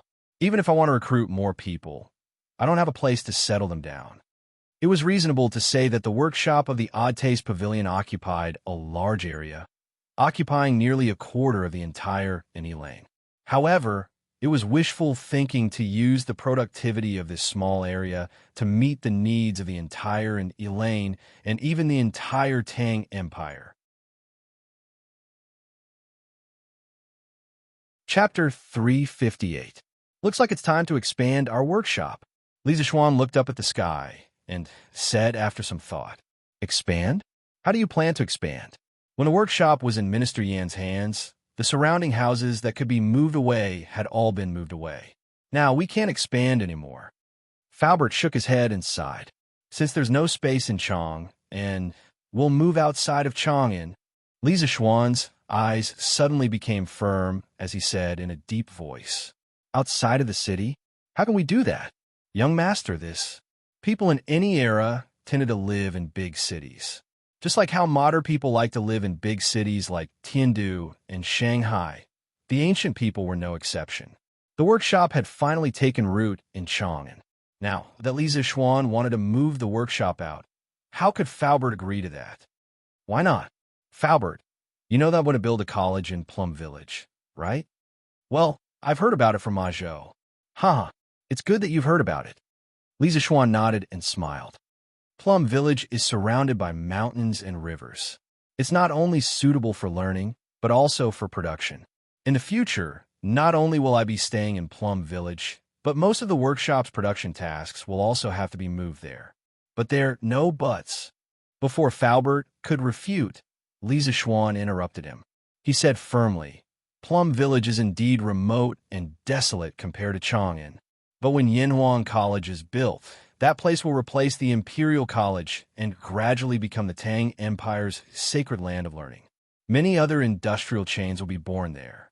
Moreover, with the talents cultivated by Yanhuang College, the workshop will gain a lot of benefits. Modern first-rate universities basically had a lot of companies under their name. For example, Tsinghua University had 30 to 40 listed companies under its control. Among them, there were a few very famous and powerful companies, such as Tsinghua Tongfang, Tsinghua Purple Light, and so on. This was the so-called combination of production, learning, and research. To the greatest extent, it could quickly turn academic knowledge into wealth. Li Zixuan came up with this idea on the spur of the moment. Yanhuang College's initial position was an engineering college. Of course, it didn't mean that in the future, only engineering would be taught. Confucianism would also be taught for political reasons, but the focus would definitely be on engineering. With the engineering foundation provided by Yanhuang College, the workshop would definitely be able to produce more high-end black technology. Of course, there was one thing that Li Zixuan did not mention. Mei Village was surrounded by the Ba River, which was very suitable for using water power to carry out industrial production, especially for some stamping and forging products that required very high surface precision. Hydraulic impact forging could perfectly meet the requirements.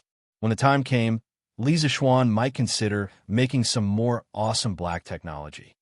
All right, since young master insists, this old man agrees.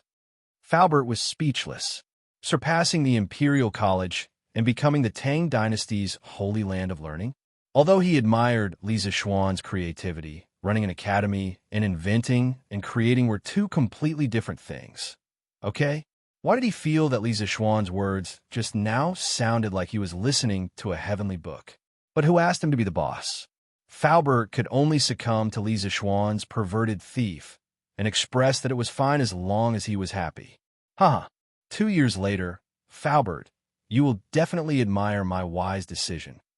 Li Zixuan could see Falbert's helplessness from Falbert's expression and couldn't help but laugh. Falbert was too lazy to even speak. He just stood there and rolled his eyes. Falbert, I will go to Plum Village in a few days. Come with me then and see where we can build our workshop. In the future, an E-Lane will be the headquarters of our workshop. It will only be responsible for decision-making and some production tasks. Most of the other things will be in Plum Village. Therefore, the workshop there must be a large layout. Don't be afraid of spending money. Just tell me how much land you need. If Plum Village doesn't have enough, I will go to the neighboring villages to buy it. Li Zixuan said in an overbearing manner. He liked to do things in one step. Instead of constantly expanding in the future, it was better to do things perfectly now. Yes, young master. This old man will go with you. Falbert couldn't change Li Zixuan's decision. He could only hope that they could choose a good place with convenient transportation. Oh, Falbert, have you built a house before? Li Zixuan suddenly asked. Of course. Falbert had a bad feeling, but he still answered truthfully. That's great. Li Zixuan patted his thigh and said excitedly, I already have the blueprint of Yanhuang College in mind. Falbert will also come with me to inspect the site. After I get married, I will draw the blueprint. Falbert, how about you bring people to help me build the college? Young master, if it is a simple house, this old man may build it. But if it is a garden with a more complicated structure, this old man is afraid that this old man can't do it. Falbert cupped his hands and said seriously, but this old man thinks that if you can invite someone to help you build a college, it will be absolutely foolproof. The college built will also be a masterpiece. Oh, who is it?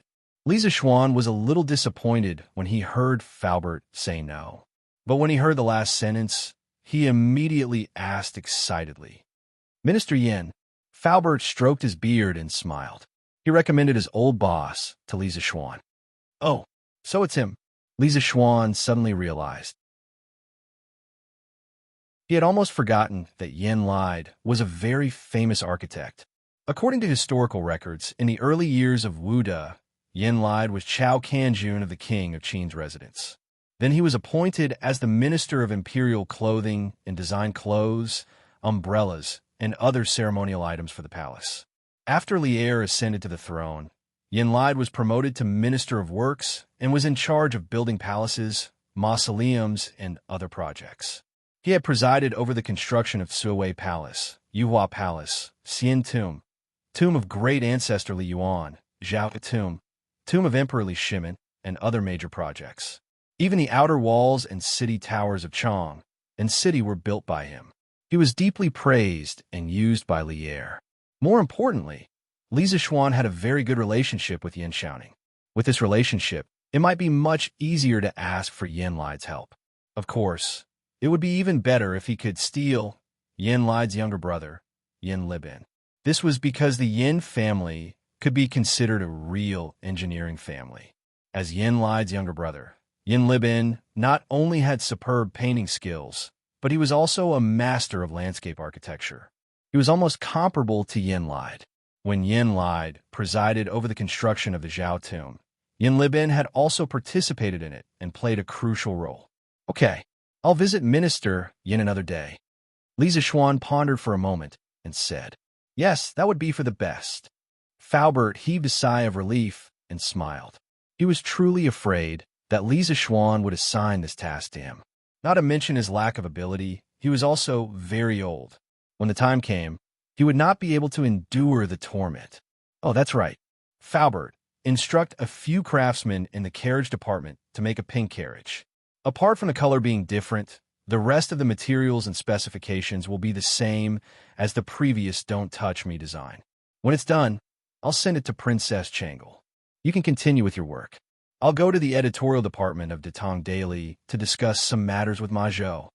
Li Zishuan irresponsibly handed over the task and slipped away, leaving behind a confused Faubert alone in the wind.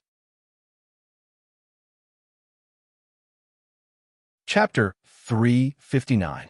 Xiaoxi, go and see if the printing department can deliver 500 copies of the Tang Dynasty Dictionary today. If they can't, all of them can stay back and continue working tonight. In the editing department, Ma Zhou was looking at a stack of data sheets. He frowned and ordered. From his expression, it was obvious that he was anxious. Yes, Master Ma. Song Xiaoxi bowed and accepted the order. He turned around and was about to leave when he bumped into Li Zishuan. Ayo, greetings, Master Zhu. Ma Zhou was deep in thought when he heard Song Xiaoxi's words. He stood up and cupped his hands. Master Zhu, you're here. Yes. Xiaoxi, go and do your work. Li Zishuan waved his hand. He had heard Ma Zhou's words before he entered the room. He did not mean to eavesdrop, but his hearing was too good. He could not possibly cover his ears. Song Xiaoxi smiled and bowed. He quietly left the room and closed the door behind him. What's wrong, Brother Ma?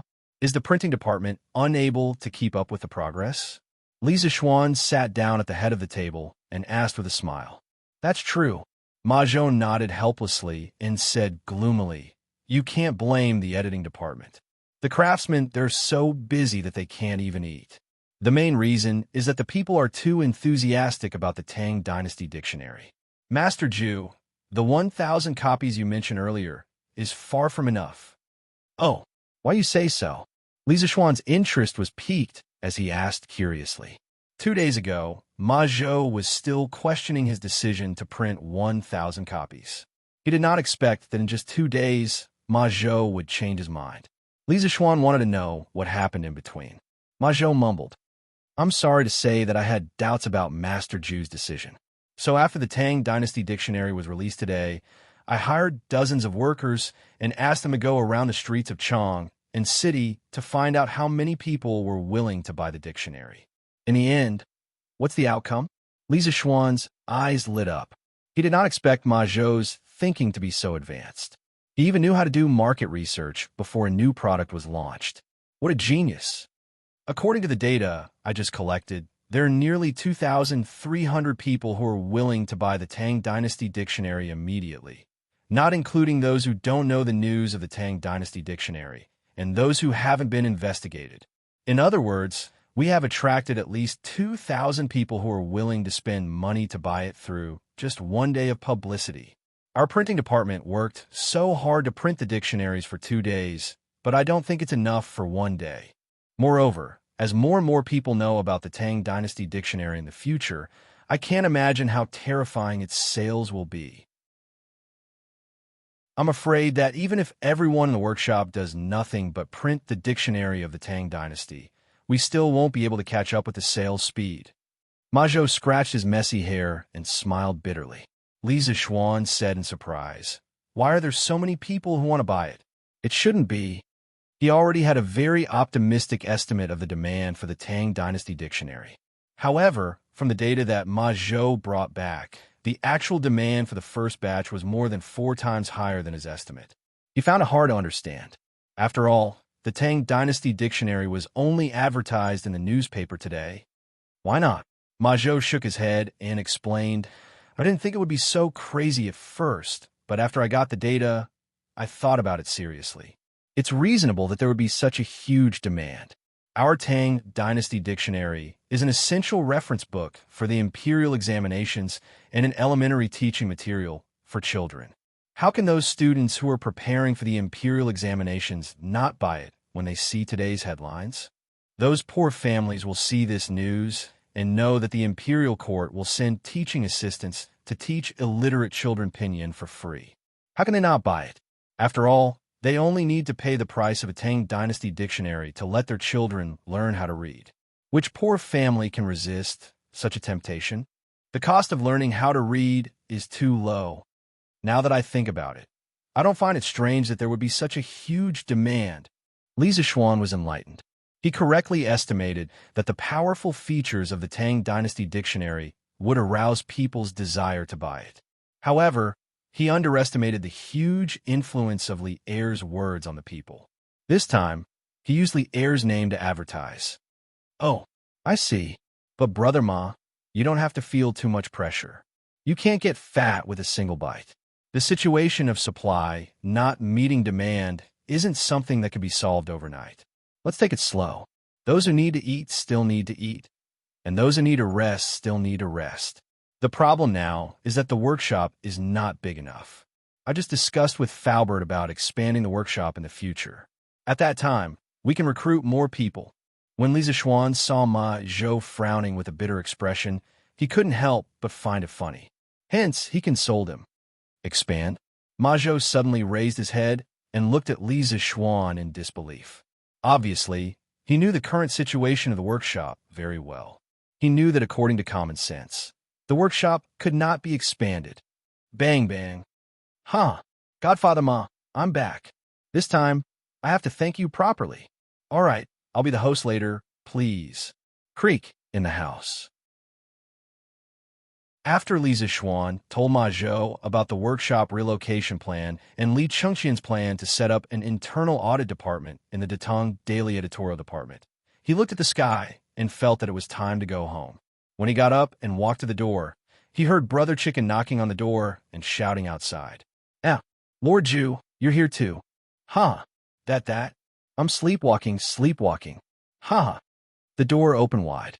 Looking at the young and handsome face behind the door, Brother Chicken's right hand suddenly froze in the air. After several breaths of time, Brother Chicken dryly laughed. Li Zixuan. Ma Zhou was speechless. "Hold on." Li Zixuan watched as the clown stretched out his arms and hopped away like a zombie. Li Zixuan angrily called out, "Come back here." "Ha! Ow! Why am I here?" Pang Feiji was stunned. He stopped in his tracks and turned around to walk over. "Ha! Is Pang Siggy back from his investigation? What's the result?" Seeing the awkward atmosphere, Ma Zhou chuckled and tried to smooth things over for Brother Chicken. "Huh, yes, it's true. It was all thanks to old Ma for pointing out the right path. You're really like a god when it comes to solving cases." Cough, cough. As you expected, it was really a bunch of kids playing tricks. However, that bunch of kids didn't come to cause trouble again, so I can only report back first. After all, the safety of the workshop and the strange culture is also very important. Brother Chicken went up and said flatteringly, "Then you two can chat. I'm going back." Li Zixuan heard the gist of it, smiled, waved, and left. Ma Zhou had told him about the Right Marquis household's investigation. To get such a result, Yuqi Jingde must have purposely gone easy on him. Otherwise, it wouldn't have ended so hastily. At the very least, the Biaozi he hired should have been found out by the Marquis. Now it seemed that he had to accept Yuqi Jingde's favor. Chapter 360. The sky was overcast, and Xiao Qiao lowered her head. The branches were bent, and the sky was covered with dark clouds. It looked like a storm was coming. Chang'an, which had been hot for more than a month, was finally going to welcome a rainstorm. Li Zixuan was dressed very formally today. He wore a snow-white robe with a scholar's headscarf and clogs. He looked like a peerless scholar. His appearance was indeed very cool, but if it wasn't for today's special day, Li Zixuan wouldn't dress like this even if he was beaten to death. The robe was very complicated to wear. From the inside to the outside, it was divided into an inner shirt, undershirt, socks, and scarf, a middle shirt, a jacket, and an outer shirt. If it wasn't for Xiaoxi's help, he probably wouldn't be able to wear it in the morning. The robe of the Tang Dynasty was similar to a modern suit. It was usually worn on more formal occasions. Fortunately, it was a cloudy day today. Otherwise, Li Zixuan would definitely be treated as a fool by others. Even so, when the students of the school saw their teacher's stunning outfit, they couldn't help but be astonished. They secretly wondered if their teacher's brain had short-circuited today. Usually, when Li Zixuan came to class, he would dress very casually. It couldn't be said that he dressed sloppily, but it could be said that he was unrestrained. The sudden change in style made the students of the school very uncomfortable. A few mischievous troublemakers were ready to tease him. Li Zixuan didn't give them a chance to ask questions. He directly started the class with a serious expression. Everyone in the classroom inexplicably felt an invisible pressure. A kind of oppressive atmosphere gradually filled the classroom. Everyone couldn't help but look at the blackboard. Even Cheng Chumo and Wang Ming, who were usually the most mischievous and didn't like to study the most, didn't dare to make trouble. Clang, clang, clang. Unknowingly, the class had passed. Li Zixuan, who never delayed classes, didn't stop to let the students rest this time. It was as if he didn't hear the end of the class and continued his class as if nothing had happened. After so many lectures, all of you should have an intuitive understanding of fractions. Next, I'll talk about the addition, subtraction, multiplication, and division of fractions. Some students might be confused. How do you add, subtract, multiply, and divide a score? In the first chapter, we learned about addition, subtraction, multiplication, and division between natural numbers. Of course, it is possible to extend it from natural numbers to fractions, but the rules of addition, subtraction, multiplication, and division between fractions will be different. Please look at the blackboard. On the podium, Li Zixuan was meticulously and seriously teaching the class. It was as if he wanted to give all the knowledge to the students in this class. Influenced by this solemn mood, no one raised any objections. They all sat in their seats and listened attentively. Why hasn't the class ended yet? As the status of the mathematics school in the Directorate of Imperial Studies rose, students from the other schools came here more and more frequently. Very quickly, people discovered that the mathematics school, which had always been very normal, was very abnormal today. Classes at the other schools had ended a long time ago, but there was still a class here. Thus, they all discussed it outside the window. That's not right. Li Sai would never give a lecture during recess. What's going on today? Are my eyes playing tricks on me? Yuan Shuo couldn't help but touch his chin and wonder. You're right. Why does Li Sai's clothes today feel a little off? Also look down there. Even Cheng Chumo is listening attentively. This is unbelievable. The person who spoke clearly knew Cheng Chumo from the mathematics school very well. This is too strange. They're still in class at this time. Don't they need to go to the toilet? This idiot's brain is clearly wired differently from the other students. Chancellor, I heard that Li Sai is going to resign from his position as CE in the red attic in the center of the Imperial Studies Directorate. In Kong Yingda's study, Wang Yaluan looked at Kong Yingda with a solemn expression and asked. He was the first scholar from the Directorate to publish a policy article on Tang Daily when it was first published. However, due to his old age, Wang Yaluan had long since resigned from his position at the Directorate of Imperial Studies. He hadn't asked about the internal affairs of the Directorate for a long time. However, he was very experienced, even older than Kong Ingda. Most of the teaching assistants and scholars in the Directorate could be considered as juniors. Thus, even though Wang Yaluan had already resigned, he had personally appeared today. Even Kong Ingda, the Chancellor of the Directorate of Imperial Studies, had to take him seriously. Indeed, Brother Yaluan, Kong Ingda smiled bitterly. How did things end up like this? I've heard about what happened before. Li Sai's words in the newspaper were a little too harsh, and many of the things in the newspaper were vague. Overall, it didn't seem like a big deal. At most, Chancellor, you could have just reprimanded him. Why did you have to force him to leave? Wang Yaluan glared as he spoke up for Li Zishuan. Like Li Gang, Wang Yaluan, who was half a foot in the grave, wasn't a pedantic Confucian. He had long since gotten over some problems. He knew very well that there were some arrogant people in Confucianism who thought too highly of themselves. He believed that any method that could help students learn was a good method. Li Zishuan's blackboard, chalk, the start and end of class system, pinyin, and so on were all extremely important for teachers to teach and pass on culture. Thus, Wang Yaluan had always admired Li Zishuan. Brother Yaluan, this isn't this Kong chasing Li Sai away. A few days ago, Li Sai told this old man that he had taken the initiative to resign from His Majesty. This Kong was also very surprised and repeatedly urged him to stay, but Li Sai had already made up his mind. This Kong has the heart, but not the strength. Kong Ingda complained with a bitter face. How could this be? Chancellor, can you tell this Wang in detail? All right, this chapter has been finished. Everyone, remember to revise when you go back and complete the homework. This time, I won't be marking your homework anymore because after teaching 3 classes in a row without any breaks in between, Li Zishuan's throat was a little dry. After he finished teaching the chapter of marks, he looked at the students below and said in a deep voice, "Because this is the last class that I will be teaching you in the School of Mathematics." The last class. When Li Zishuan's voice fell, all the students couldn't help but widen their eyes and stare blankly at their seats. The classroom fell into a dead silence. No sound could be heard, including the sound of breathing. At this moment, if a needle fell on the ground, one could probably hear a ding-dang sound. Wow!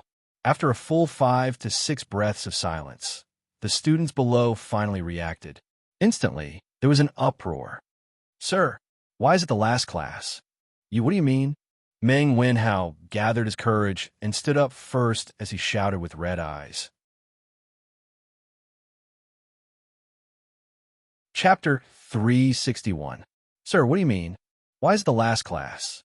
There are still 7 days before the field holiday. Sir, are you going somewhere?" In the classroom, after Meng Wenhao's voice, the other students also reacted. Ku Shiqing, Cheng Chumo, Wang Meng, and the others all spoke up. Only Li Taiyan sat in the front row, leisurely and relaxed. Just like his name, he was as calm and steady as Mount Tai. Li Zishuan gestured for everyone to be quiet. Looking at the anxious faces of the students in front of him, he felt somewhat gratified. In just a few months, he had left his mark in the school. He could not bear to part with these students, and they could not bear to part with him. For a teacher who was about to leave, what could be more gratifying than this? Everyone be quiet. Listen to me. My wedding is in 3 days. I asked for leave from His Majesty yesterday, and His Majesty gladly agreed. Therefore, after today's class, I will go home to prepare for my wedding. According to the Tang Dynasty law, officials were entitled to 9 days of leave when they got married, and relatives were also entitled to 1 to 5 days of leave when they got married. Logically speaking, Li Zishuan could have asked for leave long ago to go home and prepare for his wedding, but in the end, he could not bear to part with these students, so he delayed it until today. However, there were only 3 days left until the wedding, and he could not delay it any longer, so he chose to bid farewell to these students today. His original plan was to say goodbye to them when the directorate had their field break, but now it seemed that he could only bring forward the date of his departure. Even if he got married 3 days later, he wouldn't have the time to come and teach. Therefore, this was really the last time he would teach in a mathematics school. Phew! So it's just a wedding leave. I wish sir and madam a happy life together. Meng Wenhao could not help but heave a sigh of relief when he heard Li Zexuan say that this was the last class because of the wedding leave. Sir, if you want to get married, just get married. Why did you make it sound so scary? It's still the last class. You scared me to death. Wang Ming patted his chest and said with an "I was scared to death" look on his face. The rest of the students were about to chime in, but Li Zexuan coughed dryly and interrupted loudly. It's not just because of the wedding leave. Even if I don't get married in 3 days, I will still leave the Imperial College in 7 days. I have already resigned from His Majesty a few days ago. After 7 days, I will no longer be the minister of the Imperial College, and I will no longer be your teacher. By then, there will be other professors to teach you mathematics. Li Zexuan's words were like a bolt from the blue. The students of the mathematics school were all shocked and couldn't help but discuss. What? Sir is leaving the Imperial College. How can this be? I've only just learned the basics of Sir's new mathematics. How can Sir leave? Sir, why? You can't. Sir. That's right. Sir. No one can replace you. Yes, sir, you can't leave. You can't leave. You can't, sir. The students were shocked at first, then panicked and helpless. In the end, they all shouted in unison, "You can't go. You can't leave." The voices grew louder and louder. Li Zexuan, who was standing on the podium, couldn't help but be infected by this grand and impassioned atmosphere. At this moment, he really did have a slight impulse to disregard everything and stay behind. However, his strong willpower allowed him to restrain this irrational emotion. For the future of engineering, he had to jump out of the Imperial College and build his own academy. Quiet. Li Zexuan pressed his hands and said solemnly, "Thank you for asking me to stay, but I have to leave. It's not convenient for me to tell you the specific reason. Why can't you tell us the details?" Wang Ming yelled, interrupting Li Zexuan's words.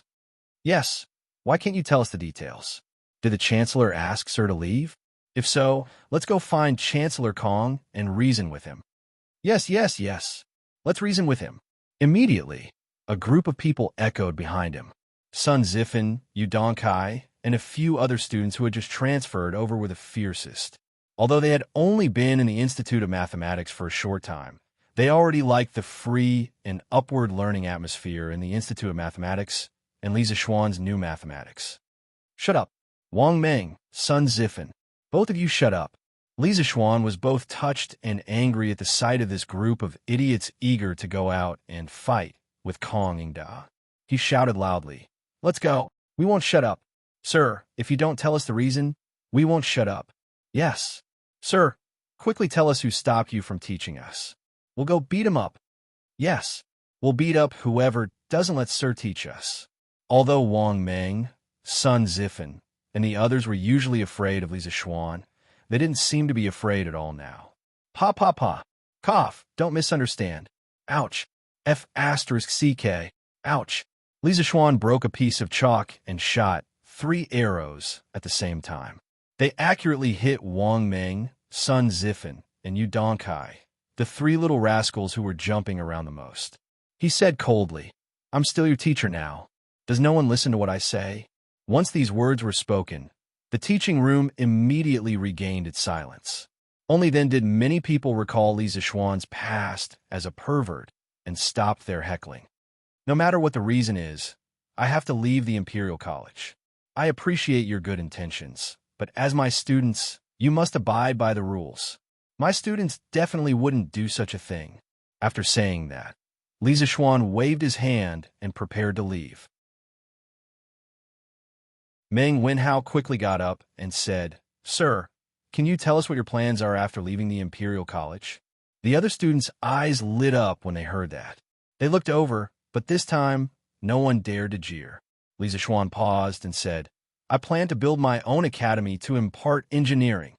May I ask what engineering is?" Meng Wenhao cupped his hands and asked, "I have named what I have learned as engineering. The so-called engineering is the study of engineering, the study of the principles of all things, the creation of weapons in the world, and the study of improving the lives of the people. The mathematics that you have learned is the foundation of engineering. Li Zixuan answered. Meng Wenhao carefully savored those words. Then he asked with a complicated expression, "Then why don't you impart engineering in the Imperial College?" The Imperial College doesn't offer this subject. Besides, engineering is a huge academic system that includes many subjects. It would be inconvenient to impart it in the Imperial College. Therefore, I applied to build my own academy to impart my knowledge to the Emperor. Li Zixuan shook his head and said, "What kind of students will your academy accept?" Meng Wenhao hesitated for a moment and asked, "That's right, I can go to Mister's academy then." Wang Ming patted his head and said excitedly, "When the academy is built, I will hold an entrance exam. At that time, no matter if you're a noble or a commoner, as long as you pass the exam, you will be able to enter the Imperial College, and the tuition will be free. However, Wenhao, you have to think carefully about whether you will choose to stay in the Imperial College, where you have a bright future, or go to my academy, where you have an unknown future to search for the distant truth. You have to know that with your current level of mathematics, you have a high chance of entering one of the 4 schools in the Imperial College's annual examination at the end of the year." Li Zixuan said seriously. He hoped that all the students in the School of Mathematics would go to Yanhuang College. However, people at this age were the most impulsive. Therefore, he had to tell them clearly in advance so that they would not regret it. Chapter 362. I'm not afraid. If you want to set up your own academy, I, Sun Zifen, will be the first to sign up. Li Zixuan's realistic words woke everyone up. Many times, there was a big gap between ideals and reality. The Imperial College was the highest educational institution run by the Tang Empire's government. There was no doubt about its superiority.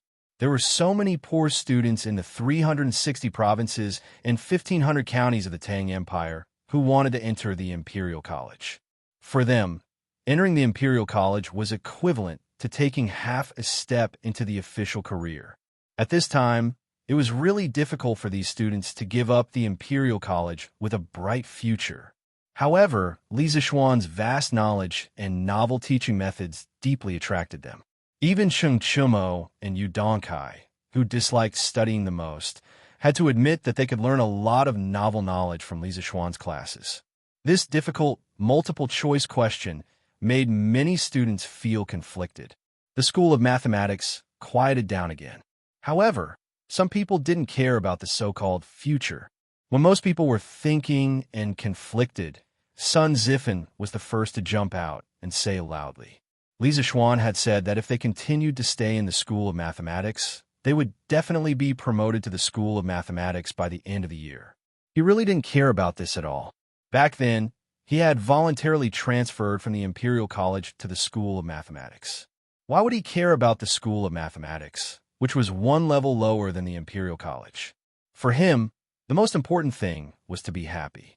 The atmosphere of the School of Mathematics made him very comfortable. There was no boring competition of wealth or scheming. There was only mutual learning, joking, and cursing. He liked to stay here. As for his father, Sun Zifen, he sent his son to Li Zixuan because he liked Li Zixuan's knowledge and wanted his son to learn more. Coincidentally, the father and son had the same idea. Therefore, Sun Zifen was the first to stand out and say that he wanted to follow Li Zixuan. Tai is also willing to go to teacher's school. Li Tai raised his head and laughed. He was the first of the students to know that Li Zixuan wanted to leave the directorate and set up his own school. He had already made a decision in his heart, so when Li Zixuan had just announced the news, he was not at all surprised. However, what made him depressed was that he had originally wanted to deliberately delay for a while before stepping forward to show his importance. But the first place had been snatched away by Sun Zifan. Even King Wei is going. Yes, this is too crazy. Who was Li Tai? Hearing his decision, some of the wavering students couldn't help but discuss in whispers. They felt that it was too crazy, but there was something even crazier than this. Count me in. Isn't it just a directorate? Old Chung, don't care about it at all. Following Mr. Li is still the most comfortable. As Li Zixuan's best buddy, Chung Chumo certainly couldn't show weakness. He also stood up and shouted, "Count me, Li Huiran." Li Huiran also stood up. In fact, it was the same whether he stood or not. When his father left, he asked him to follow Li Zishuan. Wherever Li Zishuan went, of course he had to follow him. Otherwise, when Li Shaogong came back, he would have a hard time. In addition, he had a good relationship with Chung Chumo. When he had just transferred to the Imperial College a few days ago, he had been tutoring with Chung Chumo. He had already become Chung Chumo's underling. If the big brother wanted to go, how could he underling not follow? Count Qin Huayuan. The relationship between the Qin family and the Li family was stronger than iron. At this time, if Qin Huayu didn't come out to support Li Zishuan, Qin Xiong would teach him a lesson when he returned. Count me, Yu Dongkaiyan. This guy was also a top student in the Imperial College, so he didn't care about his future. Count me, Wang Mengyin. Count me, Duan Wenbaoyin. Count me, Kong Chuansuanin. Count me in. Students continuously stood up to express their opinions. Their firm voices rose and fell. In just half an hour, almost 21 students had stood up. However, in the front row, Meng Wenhao, Ku Shiqing, Zheng Ziren, Lu Yin, and the other poor children with good grades but ordinary family backgrounds all lowered their heads. They frowned and gritted their teeth, as if they were deep in thought, but also as if they were struggling. Li Zishuan was slightly disappointed, but he really didn't blame these people. The result now was better than what he had expected. After all, these poor children came to the Imperial College with the mission of changing the lives of their families. In a sense, they were no longer living for themselves. They couldn't be like Chung Chumo, Sun Zifan, and the other officials' children who casually made decisions. They had too many things to consider. Hey, Meng Wenhao, sir is so good to you. Why aren't you saying anything? You're doing right. Shut up. This strange situation was easily noticed by others. Sun Zifan was the first to jump out and point at Meng Wenhao. However, before he could finish, he was interrupted by Li Zishuan's angry shout. Sun Zifan, Li Tai, Chung Chumo, Wang Meng, Yu Donkai, Duan Wenba, Kong Chuantan, Song Tanyu, Li Huiran, Qin Huayu, Guang Gaoan, Jiang Wenchang, Bai Han Yuan, Lu Yiming, Ji Dozhen, Li Han, Guruachin, Yin Shenghao, Si Tingxian, Hua Yunfan, Xiaolan Mei. I am very happy that you are willing to give up your future and follow me to the academy to search for the truth. However, each of us has a different destiny. You just have to be yourself. You have no right to criticize other people's choices. Li Zishuan said to the 21 students who were standing. Then, he looked at the students who were sitting with their heads lowered and said softly, "No matter what choice you make, as your teacher, I will respect your decision. Whether it is to fight for a better future or to search for the truth in your heart, there is no right or wrong. I am your teacher and student. I only hope that you can get the future that you want. Many years later, as long as you don't regret it, it will be fine. There is no need to feel guilty. None of you owe me anything. Moreover, it is not like your master's academy cannot recruit students. There are many people who want to learn from me. All of you are lowering your heads. Are you pitying me? Teacher, it is not like that. This student also wants to." Hearing this, Meng Wenhao hurriedly stood up and explained to Li Zishuan with a face full of shame. "Ha! Wenhao, you don't have to say anymore. Your master knows what you want to say. You're one of my most valued disciples. You're also very talented in mathematics. After your master leaves, I hope that you can continue to study diligently. The path of mathematics is endless. You have only grasped the surface. A teacher for a day, a teacher for life. If you have any questions in the future, you can come to Yinhuang College in the eastern suburbs of Chang and City to find me." Li Zishuan waved his hand and smiled. A teacher for a day, a teacher for life. Teacher. Meng Wenhao was greatly moved. His eyes were red as he shouted. He wanted to say something, but he could not say it. "All right, your master is leaving. Everyone, this September, we will meet at Yinhuang College. If the other students change their minds, your master will also welcome them. Lastly, I will leave you with a word of advice. Your master's Yinhuang College may not be worse than the Imperial College in the future. If you believe it, it will exist. If you don't, it will not exist. Choosing Yanwang College does not mean that you have given up your future. It depends on whether you have the guts to take the gamble. 3 years later, you will know the result. Li Zishuan smiled meaningfully. He waved his sleeves and left without taking a trace of cloud with him. The more than 40 students in the School of Mathematics, whether standing or sitting, were all staring in the direction where Li Zishuan had left. After a while, Li Tai broke the silence and said, "All right, class is over. The teacher has already left. What are you all waiting for?" After that, he tidied up the things on the table and stood up to Meng Wenhao. He whispered, "Wenhao, pack up and come with me."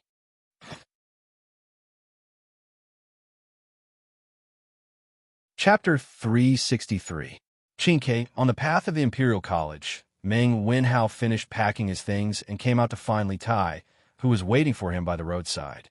As if he had guessed what Li Tai would say to him, Meng Wenhao's expression was somewhat ashamed.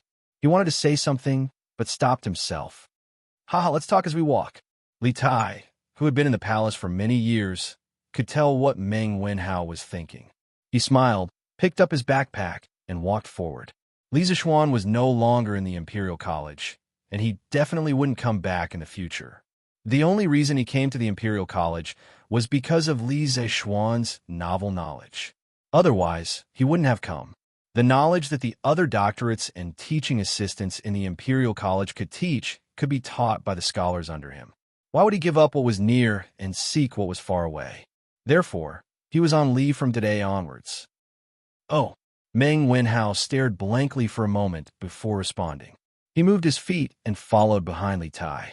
Li Zishuan announced the big event at the beginning of the 4th class in the morning. At this time, only the mathematics school was open for classes, so the path was quite quiet. Meng Wenhao stepped on the smooth and hard bluestone pavement, listened to the various sounds of insects and birds, looked at the lush branches of the century-old trees around him, and smelled the fragrance of the expensive flowers on the side of the road. Meng Wenhao's mood didn't improve at all. He felt that he was going to make a wrong decision that he would regret for the rest of his life. His heart was heavy. "Wenhao, are you still thinking about what happened in class?" Li Tai walked in front and asked softly without turning his head. "Yes." Meng Wenhao nodded his head, but he forgot that Li Tai's back was facing him, so he couldn't see him nodding his head. "Huh. If we don't talk about your family, what is your original intention, Wenhao? Do you want to stay in a mathematics school and wait for the year-end examination to be promoted to a 4-gate school, or do you want to go to Yanwang College with Sir and learn his engineering knowledge?" Li Tai's sharp eyes saw through Meng Wenhao's misgivings. He stopped and asked, "Of course I'm going to Yanwang College with you." Meng Wenhao answered without thinking. Then, he seemed to realize that his answer was too impulsive and hurriedly added, "As the saying goes, one can see a whole leopard through a tube. From Sir's new mathematics, I seem to be able to see another world in Sir's heart. If I don't care about my future, my parents, and my younger sister, of course I'm willing to follow Sir to pursue that distant truth. That kind of knowledge is what scholars like us should spend our whole lives studying." Moreover, entering the 4 Gates Academy and learning all day long to recite pedantic articles for no reason is definitely not what I want. Also, Mr. Wenhao's family is greatly indebted to you. When my father went out to sea this time, it was you who personally asked Prince Ajin to take care of him. But now, when Mr. needs me, I am wavering. Wenhao is so ashamed that he wants to die. Stop. Li Tai turned around and interrupted. "Wenhao, you were right about one thing. Only engineering is worthy of us scholars to spend our whole lives studying. I deeply agree with this point, but the second half of your sentence is wrong. Sir helped you out of his own heart, not because you want to repay him. Sir is not the kind of person who wants to repay kindness." Meng Wenhao hurriedly shook his head and said, I know, I definitely don't mean that." "Huh. Also, Wenhao, you just said that if you don't consider your future, you would be very willing to go to Yanwang College. I don't agree with this very much. It seems that you didn't take the last words Sir said before he left seriously." Li Tai said meaningfully. "What words?" Meng Wenhao was startled. He had been struggling and blaming himself in the teaching room. so he really didn't hear the last few words Lisa Schwan said. Hey, it seems that Wen Hao really didn't listen carefully. Li Tai curled his lips, turned around, and said as he walked, Sir said that choosing Yinhuang College doesn't mean that you give up your future. Maybe you don't think so, but I have always believed in Sir. I believe in the future of Yinhuang College. Otherwise, why would my father agree to let Sir build his own college? At this point, he looked at Meng Wenhao and said very seriously, even my father thinks highly of Yinhuang College. What reason do you have to think that Yinhuang College has no future? Wenhao, think about it seriously. Don't ruin your future because of secular views. That's all I have to say. You're on your own. After that, Li Tai flicked his sleeves and turned to leave. Meng Wenhao was stunned in place and was speechless for a moment. Li Tai left a sentence in the air in front of him. Confucianism cultivates the heart and benefits the world. Do you want to cultivate the heart for a lifetime and become a rotten scholar who only knows how to care about others? Or go to Yinhuang College and become an omnipotent and peerless expert who benefits the country and the people like Sir? It's all up to you, Wenhao. Confucianism cultivates the heart and benefits the world. Meng Wenhao's lifeless eyes suddenly bloomed with endless vigor. Slowly, his eyes gradually became firm. I want to benefit the world. I don't want to become a rotten scholar. Meng Wenhao murmured, picked up his school bag, and walked resolutely to the gate of the directorate. So, Li Sai has no choice but to leave? In the principal's office. The conversation between the two big shots came to an end. At this time, Wang Yaowen stood up and asked with his hands behind his back, Brother Yaowen, I don't want to either, but Li Sai insists on leaving. Kong Yingda heard the blame in Wang Yaowen's tone. He couldn't help but cup his hands and smile bitterly. It was originally a small matter, but it ended up like this. Chancellor Kong, I have something to say, but I'm not sure if I should say it. Wang Yaowen shook his head and said with some displeasure, Brother Yaowen, feel free to say it. Although Kong Yingda roughly guessed that this brother's words wouldn't be pleasant to hear, he still nodded and said, Forgive me for being blunt. Confucianism has been passed down to this day and has changed. When the sage first proposed Confucianism, it was to let people cultivate the heart. Chancellor, take a look. What kind of heart are people cultivating now? Scheming against each other, fighting for power, and completely forgetting the responsibility of being a teacher. Confucianism is degenerating, but Li Sai's new learning is rising like the morning sun. I have a feeling that losing Li Sai in the directorate is definitely an immeasurable loss. Chancellor Kong, you will definitely regret it soon. Wang Yaowen's tone was solemn, and there were hidden meanings in his words. After he finished speaking, he didn't even bother to say goodbye and left with his hands behind his back. Confucianism is degenerating, and a new learning is rising. Sigh. Yaowen is expressing his dissatisfaction with Cui Shanyu and the rest. Looks like I've really made a mistake this time. It's really a case of being clear-headed for a lifetime and muddle-headed for a moment. Kong Yingda looked in the direction where his old friend disappeared and muttered to himself. Chapter 364. Master, his concubine just heard a piece of good news outside.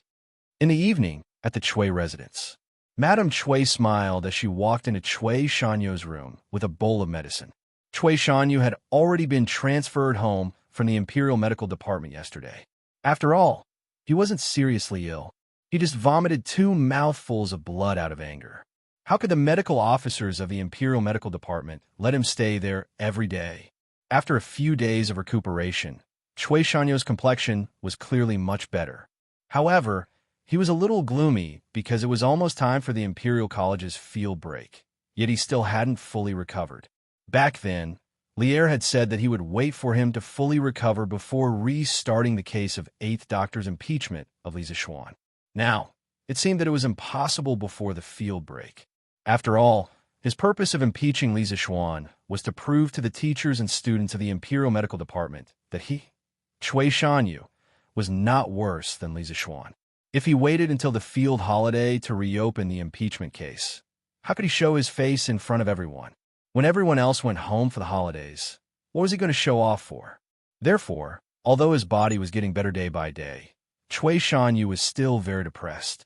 At this time, when he heard his wife say that there was good news, he suddenly became energetic. He quickly sat up straight and asked, "What good news? Madam, tell me quickly." "Master, drink the medicine while it's hot." Madam Cui took the bowl of medicine and said softly, "I won't drink it. Madam, tell me the news first." Cui Shanyu took the bowl of medicine and urged. To him now, a piece of good news was better than 10 bowls of good medicine. Then, okay. Seeing that her husband insisted, Madam Cui could only nod helplessly and say, "When I came back, I happened to meet Dr. Zheng, who had just finished his class. I heard from him that Li Sai took the initiative to resign from the emperor a few days ago. This afternoon, he took advantage of the marriage leave and left the Imperial Medical Department in advance. He will never come back again." Ha, ha, ha, ha. That's great. That's great. Ha, ha. Cui Shanyu was stunned for 2 seconds. He patted his thigh excitedly and laughed wildly.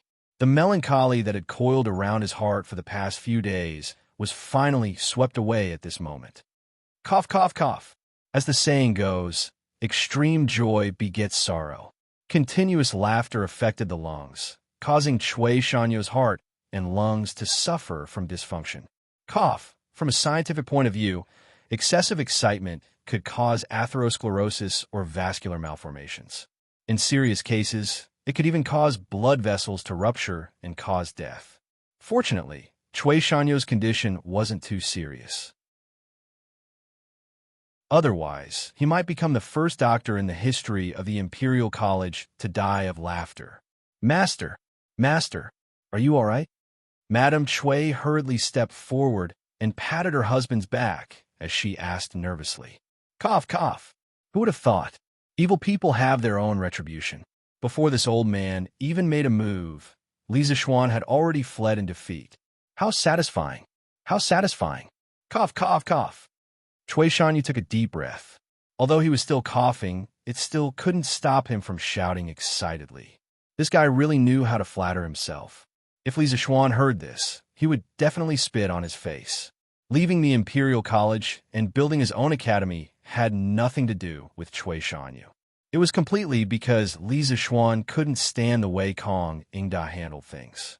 It wasn't because he was afraid of Cui Shanyu.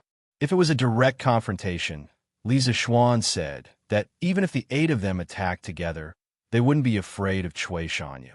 Master is still the best. Master, please drink your medicine.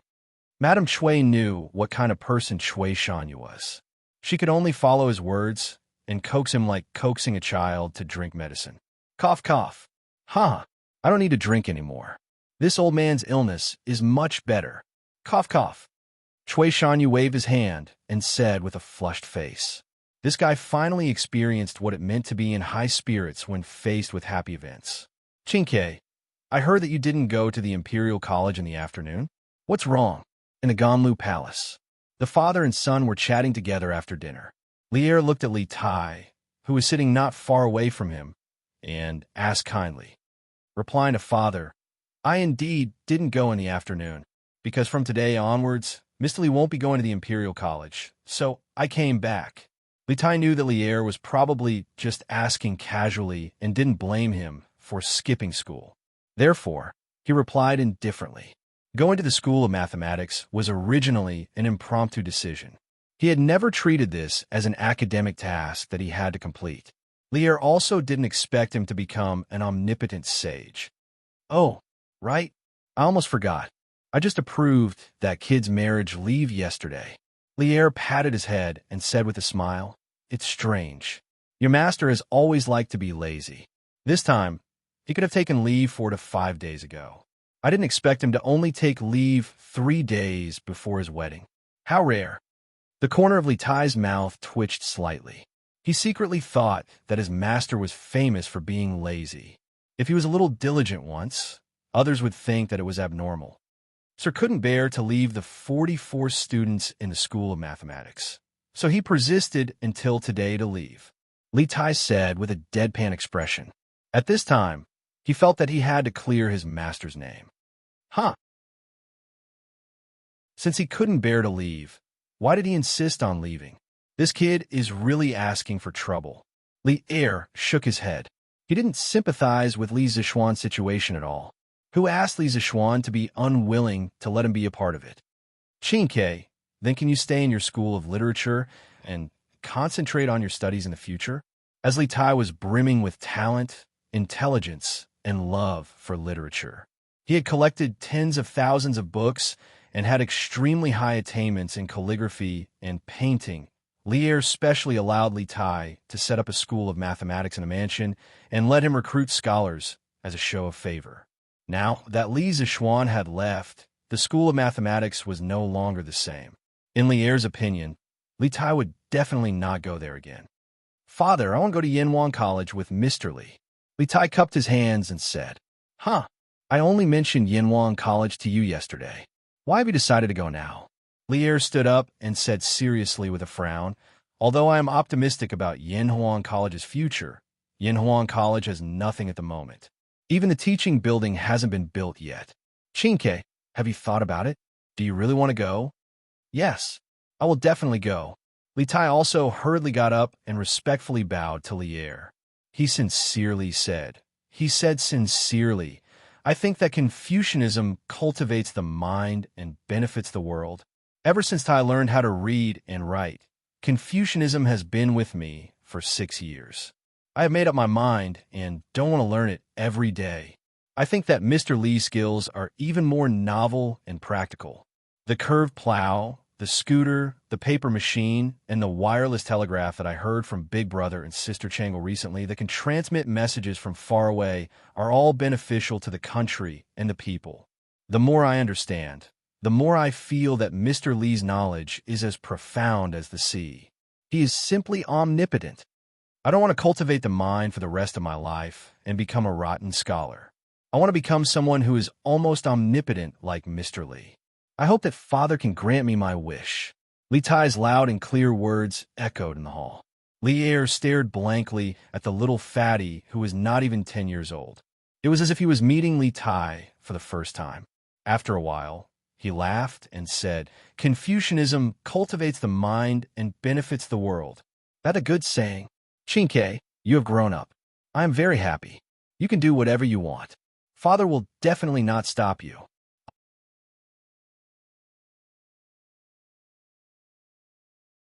Chapter 365. The next day, June 23rd, the wedding date was set for the 25th of June, and there were only 2 days left. The Li family attached great importance to Li Zixuan's marriage. Although Han Yushi was not from a prestigious family, she was the newly adopted daughter of Qin Xiong and his wife. Compared to the old aristocratic families, the Qin family and the Chung family were upstart groups that belonged to the imperial court. This was a force that could not be ignored. Therefore, it was reasonable to say that Han Yushi's identity had indeed increased a lot of attention for this marriage. Of course, the most important thing was that Li Zixuan liked Han Yushi very much. Since their son liked her, what else did Li Jingma and Mrs. Li have to say? As the saying goes, love the house, love the crow. They also cared about this marriage very much. It must be a big event. It must be lively. The extravagance must not be lacking. Otherwise, people will laugh at us. This was what Li Jingma said a month ago. In fact, he did do so. These days, Old Man Li and Madame Li's faces were glowing with health and vigor, as if they had been rejuvenated. The whole mansion was also filled with a jubilant atmosphere. The red cloth and red curtains had been hung up in advance. Madame Li had organized the servants to clean the mansion several times. Every place had been cleaned several times. Basically, there was no blind spot. Not to say that the mansion was spotless, but if you looked at it with the naked eye, you wouldn't see a speck of dust in any room. This caused Li Zixuan to have to take off his shoes every time he returned to his room. Otherwise, the wooden floor in the house would definitely have to be cleaned again. Fortunately, it was summer now. Otherwise, there would be no floor heating. Wouldn't he freeze to death with bare feet? Half a month ago, the Li family had already sent the betrothal gifts to the Han family. Just the copper coins alone were used to pull 30 ox carts, which amounted to a total of 30,000 strings of cash.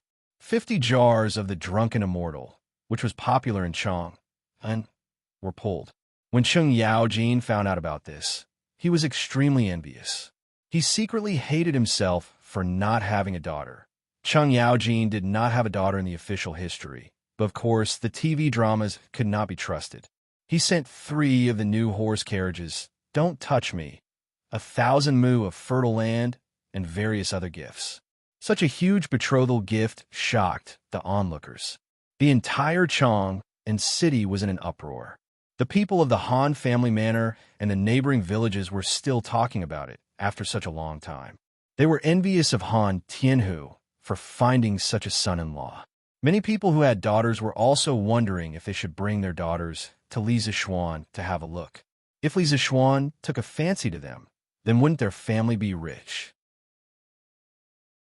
Li Zishuan did not know what others were thinking. Anyway, when he thought about the tedious wedding process in the next few days, he could not help but have a headache. He actually felt that the wedding should be simple, but he had to consider for Han Yushi. If the wedding was simple, the one who would be embarrassed would not be him, but Han Yushi. Although Han Yushi was not the kind of person who despised the poor and loved the rich, this was a once-in-a-lifetime event for a woman who would not want to be grand and happy. Therefore, when his parents said that they wanted to hold a grand wedding, Li Zishuan also followed suit and said that they wanted to hold a grand wedding. He was not afraid of spending money.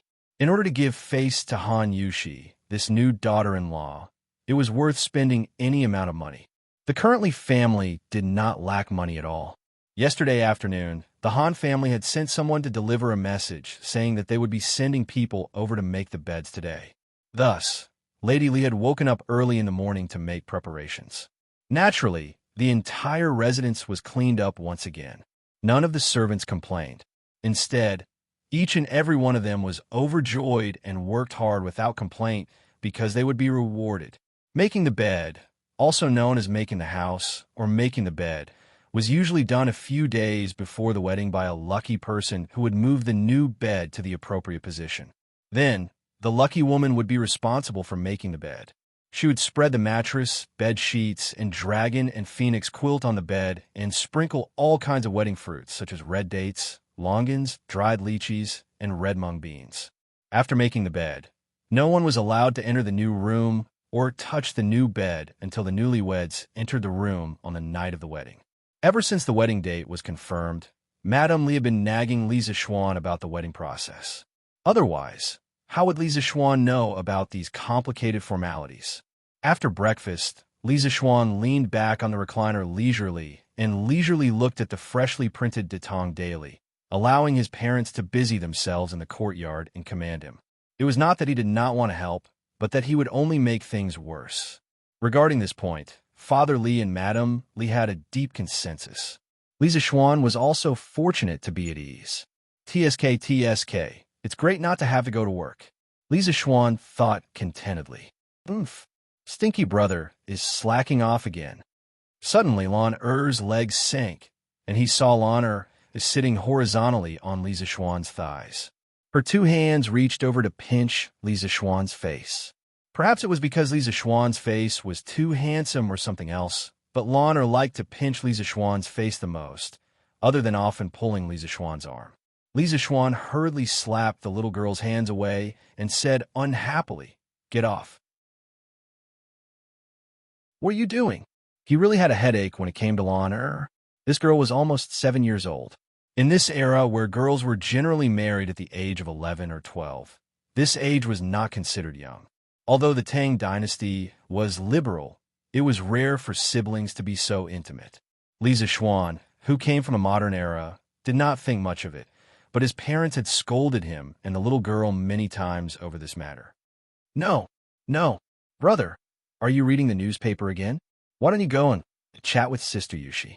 Lan Er shook her head and used her 2 white and tender little arms to resist Li Zishuan's pull. She was unwilling to get off. Li Zishuan was afraid that he would hurt her, so he was too lazy to care. In any case, his parents were so busy right now. He glared at the little girl and said, "Don't worry. You still have the nerve to say that?" You're hogging the telegraph machine every day. How can I use it? The little girl was getting more and more thick-skinned. It was all because of her that Li Zixuan's chat time with Han Yushi sharply decreased. Of course, when it came to this little tyrant at home, Li Zixuan could only tolerate it. How can there be? Lana won't hog it in the future. Brother can use it now. Lana giggled embarrassedly. Why? Li Zixuan looked at the little girl suspiciously and asked, Brother, your telegraph machine is not good. It can only transmit words, and it can't hear Sister Yushi's voice. It's really too bad. Lon feels that it's meaningless. Also, I heard from Mother that from the day after tomorrow, Sister Yushi will be living in our house forever. When that time comes, I can play with Sister Yushi every day. Why do I still need to use this broken telegraph machine? It's too tiring. You can't do this. It's too bad. Broken telegraph machine. Li Zixuan's face darkened. This communication tool that transcended eras was actually despised by the little girl. Lana had developed a sense of superiority from playing with the telegraph machine. There was no one else who had higher standards than her now.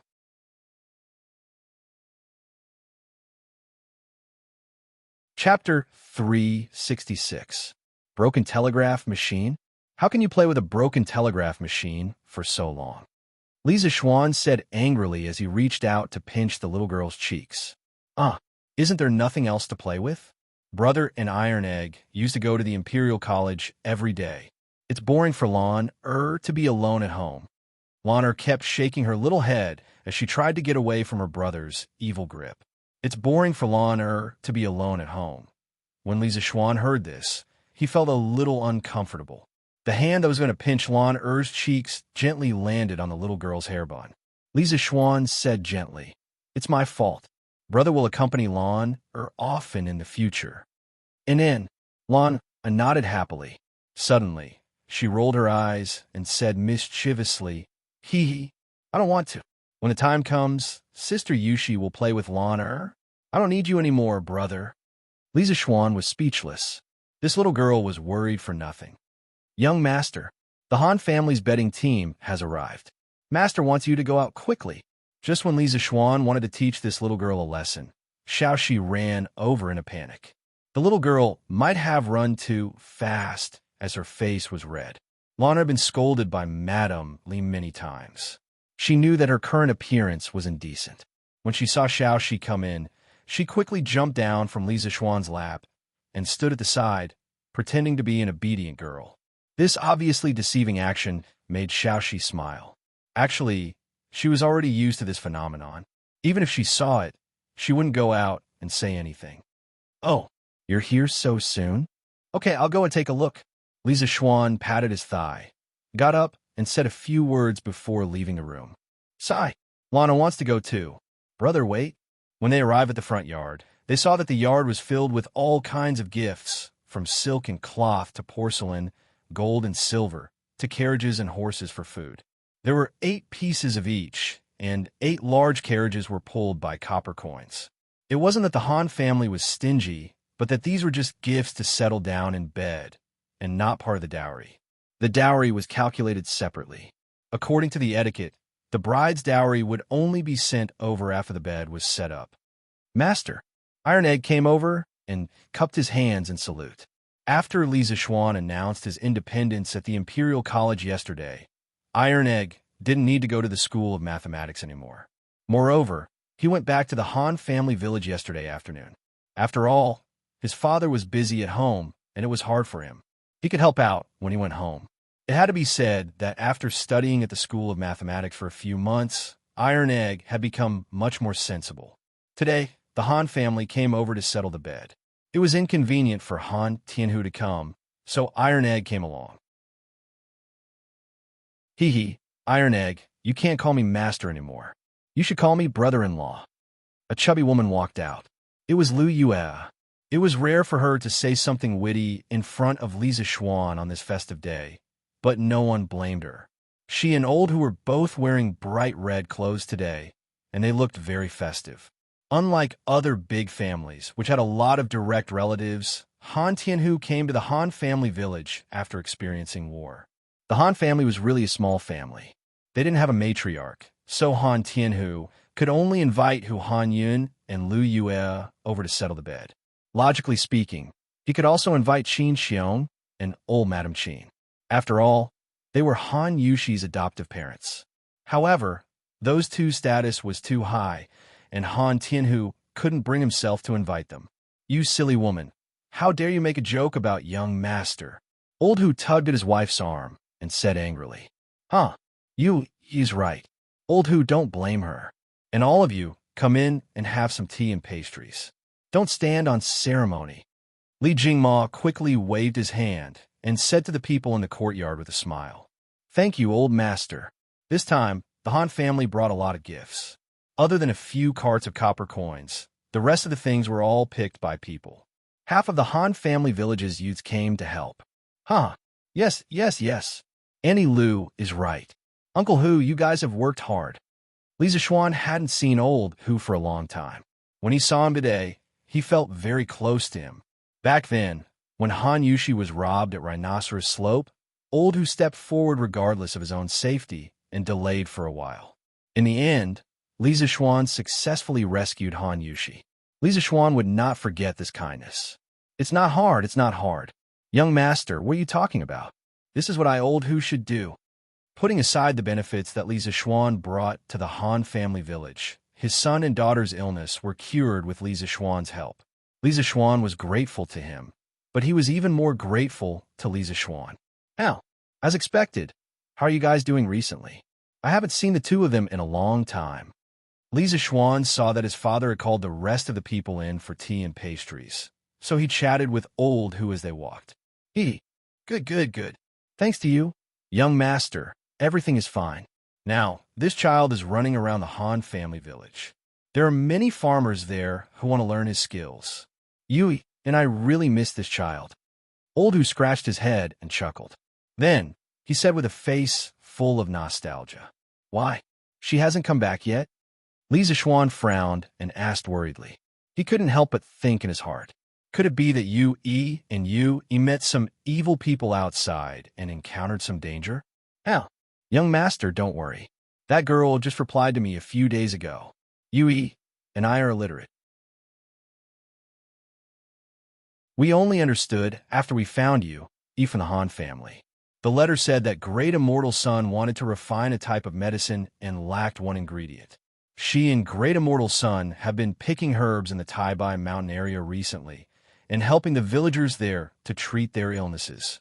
There's no danger." Old Hu looked at Li Zishuan's expression and quickly waved his hand with a smile. Taibai Mountain was also known as Changbai Mountain. The name of Changbai Mountain had changed many times in history. Before the Qin Dynasty, it was known as Bushin Mountain, meaning mountain with God. The classic of mountains and seas recorded. In the vast wilderness, there was a mountain named Bushian because of the reverence of the people. That was Changbai Mountain. In the Han Dynasty, it was known as Dandendaling. In the Wei Dynasty, it was known as Gaima Mountain. In the later Wei Dynasty, it was known as Tutai Mountain. In the northern and southern dynasties, it was known as Songtai Mountain and Taiwan Mountain. In the Tang Dynasty, it was known as Taibai Mountain. In the Qing Dynasty, the Qing Dynasty regarded Changbai Mountain as the birthplace of their ancestors. They sealed the mountain and offered sacrifices to the gods. They also designated it as a forbidden area and forbade ordinary people from entering. It became a place where no one could enter. Even in the 21st century, the Changbai Mountain still maintained its primitive state. It was almost like the time when Pangu first created the world. "Ha, that's good. Uncle Hu, come in and have a seat." Li Zishuan smiled in relief. After everyone rested in the front hall for a while, Li Jingma and Mrs. Li brought Hu Hanyun, Lu Yue, and the others to the western courtyard and began the bedding ceremony. They chose the room that Li Zishuan usually slept in because it was the largest and most luxurious room. However, in the next 2 days, Li Zishuan could only sleep in the other small guest rooms. After the bedding ceremony, no one was allowed to enter the new room or touch the new bed until the wedding night. When they arrived at the door, old Hu took off his shoes and was about to go in to place the new bed. A few young men from the Han family village nimbly covered their mouths and noses and jumped far away before Old, who bent over. Old, who was so angry that his face turned red. He wanted to scold them, but was afraid of offending them. He could only say angrily, "Niu Dazhuang, Han Eru, why did you guys jump so far away? I've been soaking my feet for 2 hours every day since half a month ago just to be here to make the bed today." Ha ha ha. Old Man Li and the people who came with him laughed. Lu Yuel looked at Old Hu's face and was so angry that she stomped her feet. Li Zishuan also couldn't help but laugh. He thought to himself that Old Hu still had some funny genes in him.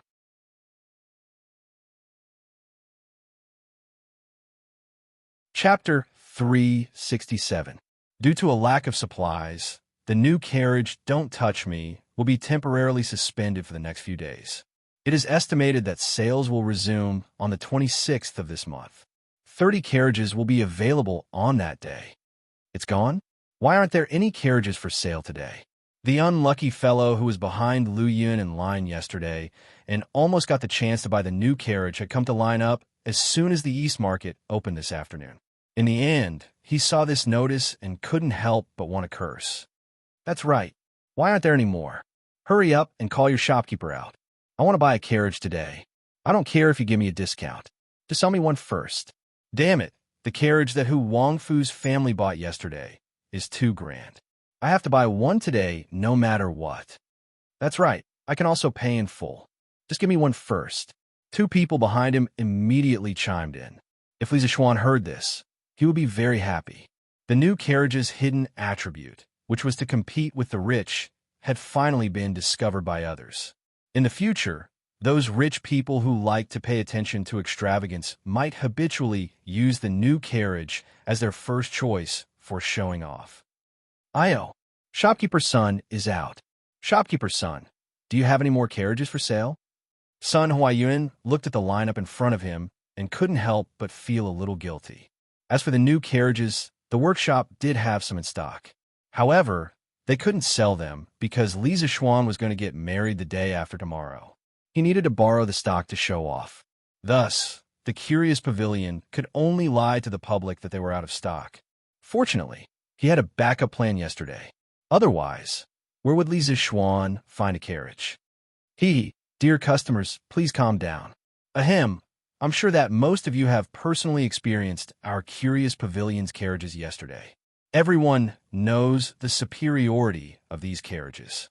However, the better the quality, the more complicated it is to make. Thus, I ask that everyone wait a few more days. Our workshop is already rushing to make them. Everyone, please forgive me, please forgive me. Sun Huayuan cupped his hands and said apologetically. However, the people around him didn't buy it. In this day and age, money was everything. How could there be a situation where money couldn't buy anything? Shopkeeper's son, I won't say anything more. I'll add 200 strings of string on top of your original price. Sell me a carriage now. I don't believe that there isn't a single carriage left in your workshop. An old man in luxurious clothes pulled Sun Huayuan and said, Sigh, Boss Chow, it's not that I don't want to sell it to you, but we really don't have any stock these days. Sun Huayuan cupped his hands and said with a bitter face. This was Chow Wendong, the biggest silk merchant in Chong. His family was not much weaker than Li Zishuan. They could not afford to offend him.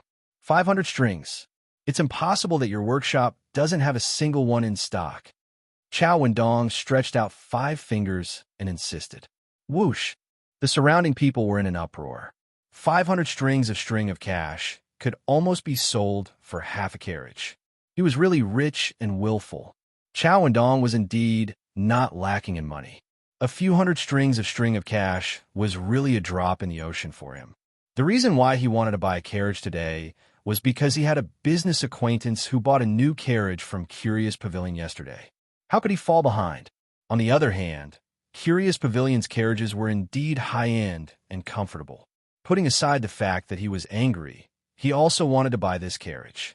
This way, when he went out for business in the future, not only would he be able to go back and forth faster, but he would also be able to avoid the pain of a bumpy carriage on the road. As for shopkeeper's son saying that there was no stock, he believed him. However, He also didn't believe that there wasn't a single extra carriage. He was also a businessman.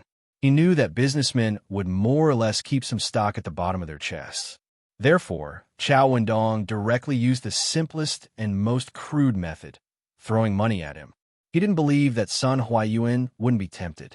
Boss Chow, say no more, I'll add 1,000 strings of cash. Shopkeeper's son, quickly think of a way to get a carriage for me. Sun Huaiyuan was indeed tempted.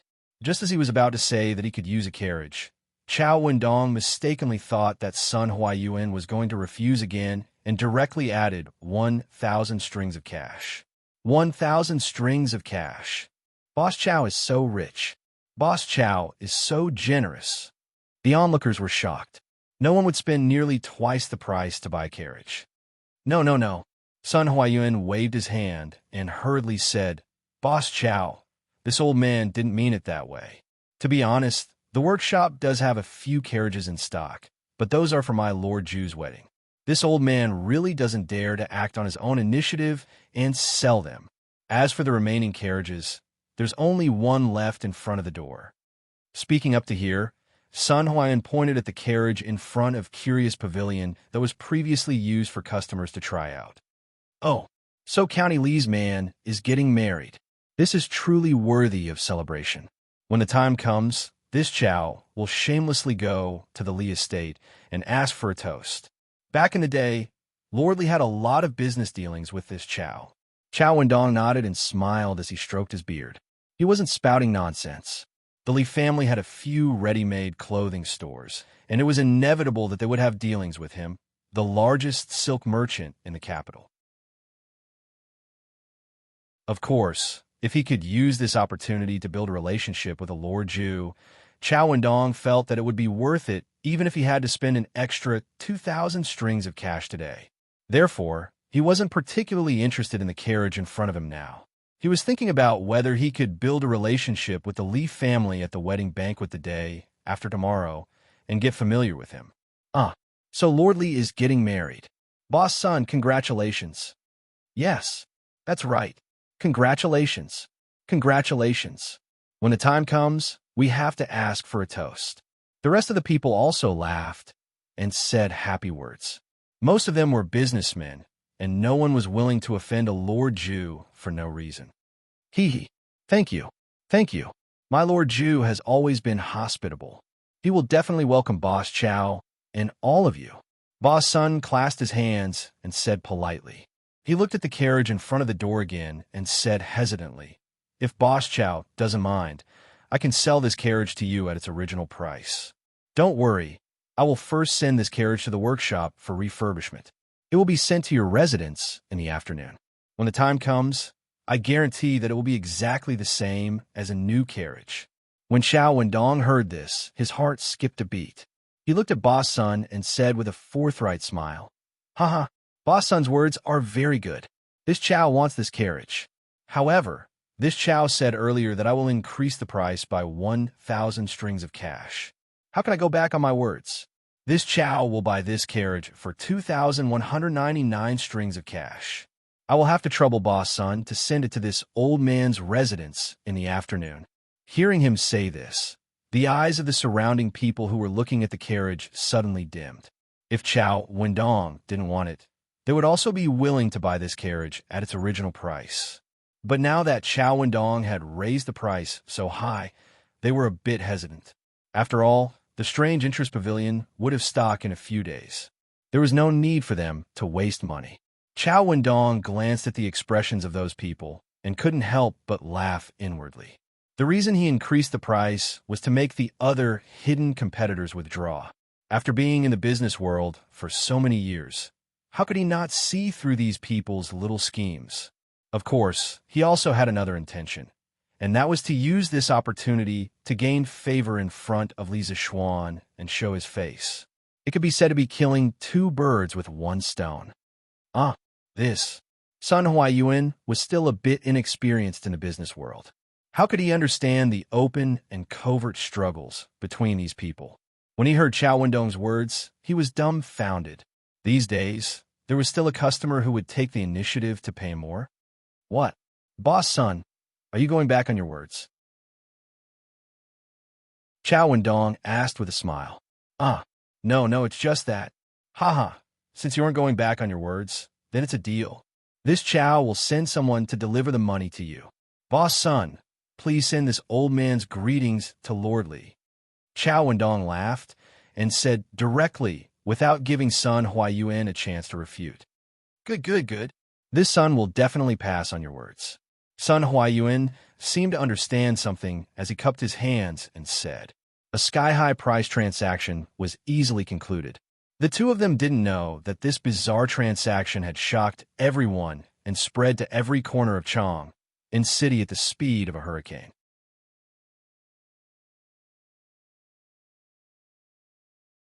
Chapter 368. Did you hear? Mr. Chow from the hushing silk shop in the West City bought a carriage from the Curious Pavilion for over 2,000 strings of cash. In a restaurant, a burly man smacked his lips and savored the wine in his mouth as he whispered to his companion. What? Over 2,000 strings of cash? What kind of carriage is that expensive? Another person at the same table exclaimed. Hey, you're so ignorant, aren't you? The Curious Pavilion released a new type of carriage yesterday. Not only is it spacious, but it's also very comfortable to sit in. There's almost no bumps. Also, it said that this carriage is 30% faster than other carriages. Yesterday, this carriage was sold for 1,199 strings of cash. Hiss, that's almost 1,200 strings of cash. That's already very expensive. Why is it sold for more than 2,000 strings of cash today? Tis TSK. I heard that the Curious Pavilion is out of stock. Mr. Chow insisted on buying the carriage today, so he had to add another 1,000 strings of cash to buy the carriage on display in front of the Curious Pavilion. This Mr. Chow is really rich. Who said he isn't? But his carriage is really comfortable. Is it worth that much? What? Brother Fong, have you sat in it before? Ahem. I want to try it yesterday, but I was a little late. The carriage was sold out before it was my turn. Actually, even if there was stock yesterday, he wouldn't have been able to afford it. He was just curious and couldn't help but try it out for free. Similar exclamations could be heard in every corner of Chang and city. Chow Wendong's actions had inadvertently hyped up "Don't touch me." The reason why the value of many things was so high in the end was because of hype. Just like the modern Bitcoin, it was extremely cheap at the beginning in 2009. At that time, someone used 10,000 Bitcoins to exchange for a hamburger. But in less than 8 years, the value of Bitcoin skyrocketed by 100,000 times. The highest exchange price for RMB reached 30,000 US dollars. Wasn't this all hype? Pity for the unlucky kid who used 10,000 Bitcoins to exchange for a hamburger. After this incident, the value of "Don't touch me" in the eyes of many people was much higher than the original price.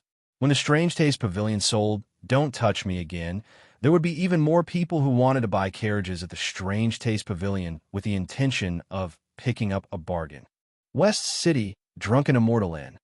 Brother Zhang, how was it? Then don't touch it. You won't regret it if I buy it, right? Liao Shifan smiled proudly. Haha, no regrets. No regrets. Sitting in that carriage was simply too comfortable. My humble wife is overjoyed. Now, she won't have to suffer the hardships of running around when she visits her parents every year. Zhang Jingyang replied with a flushed face. Looking at this fellow's expression, she knew that he must have had a wonderful time last night. Brother Zhang, you're really flushed with success. Liao Shifan teased with a smile. Ahem. Brother Liao, please don't laugh at me. Zhang Jingyang coughed awkwardly and then cupped his hands mysteriously. Brother Liao, now that you've asked this question, I do regret it. I regret that I bought too little yesterday. Oh? What do you mean by that? I just heard that the Strange Interest Pavilion won't be selling any carriages. In Chonghua Square's Chow Wendong increased the price by 1,000 strings of cash today and bought the carriage in front of the Strange Interest Pavilion for exhibition. TSK. If I could buy one more carriage yesterday and sell it today, wouldn't I be able to earn 1,000 strings of cash? Zhang Jingyang said greedily. He was just a small businessman and couldn't be compared to Liao Shifan and Chao Wendong.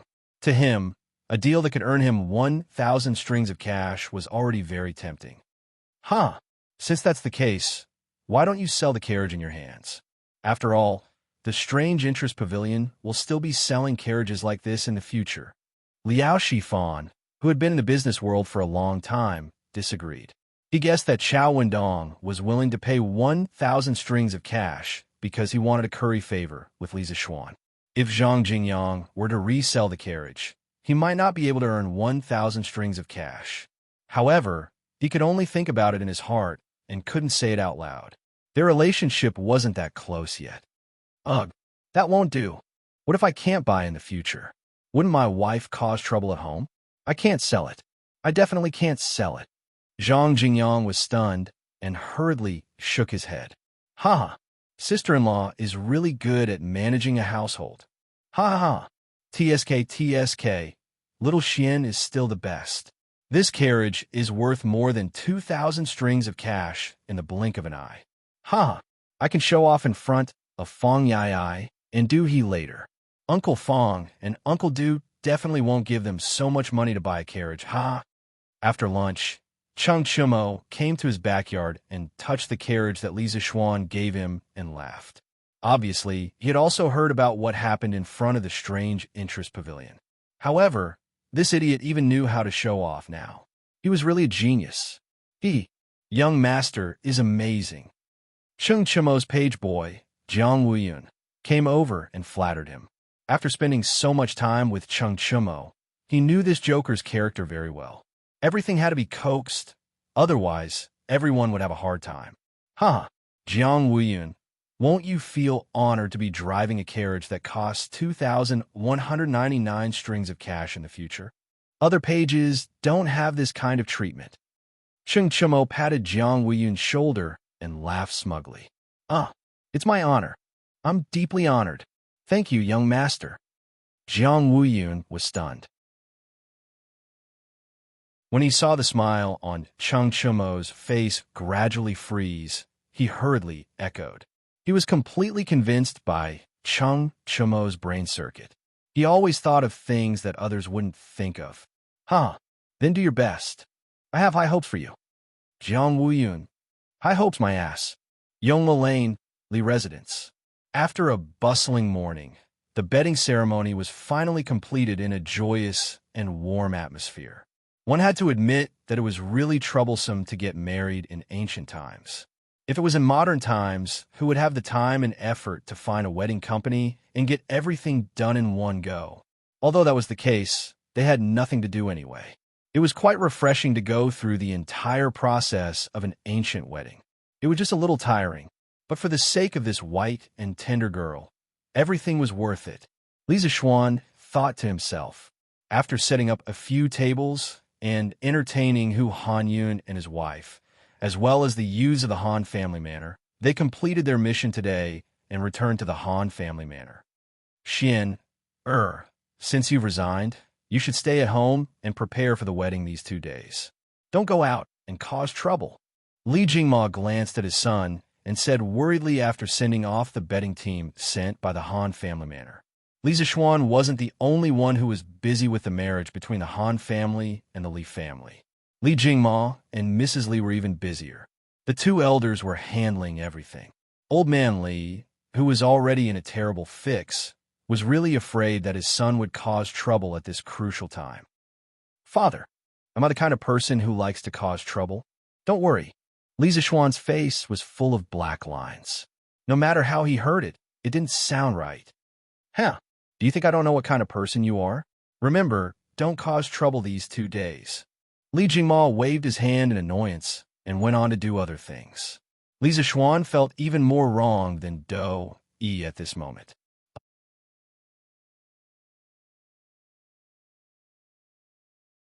Chapter 369. Since his father wanted him to stay at home obediently and wait for the bride to enter the house, Li Zixuan followed his father's wishes and continued to be an otaku at home. Comfortable. Xiao Shi, use more strength. Xiao He, don't stop. Continue reading. Our upright male protagonist didn't do anything shameful. He was just lying on the bamboo bed, enjoying Xiao Shi's massage while listening to Xiao He reading the story in the newspaper.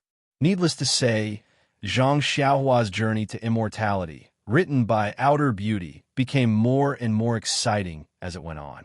After all, the writer was not a transmigrator like Lisa Xuan.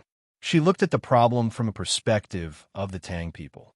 Although the opening part imitated a record of a mortal's journey to immortality, there were many original plots in the later parts of the story, which was very good to pass the time. Young master, is the strength okay? Xiao Shi increased her strength and asked softly. Yes, yes, yes. Xiao He, continue reading.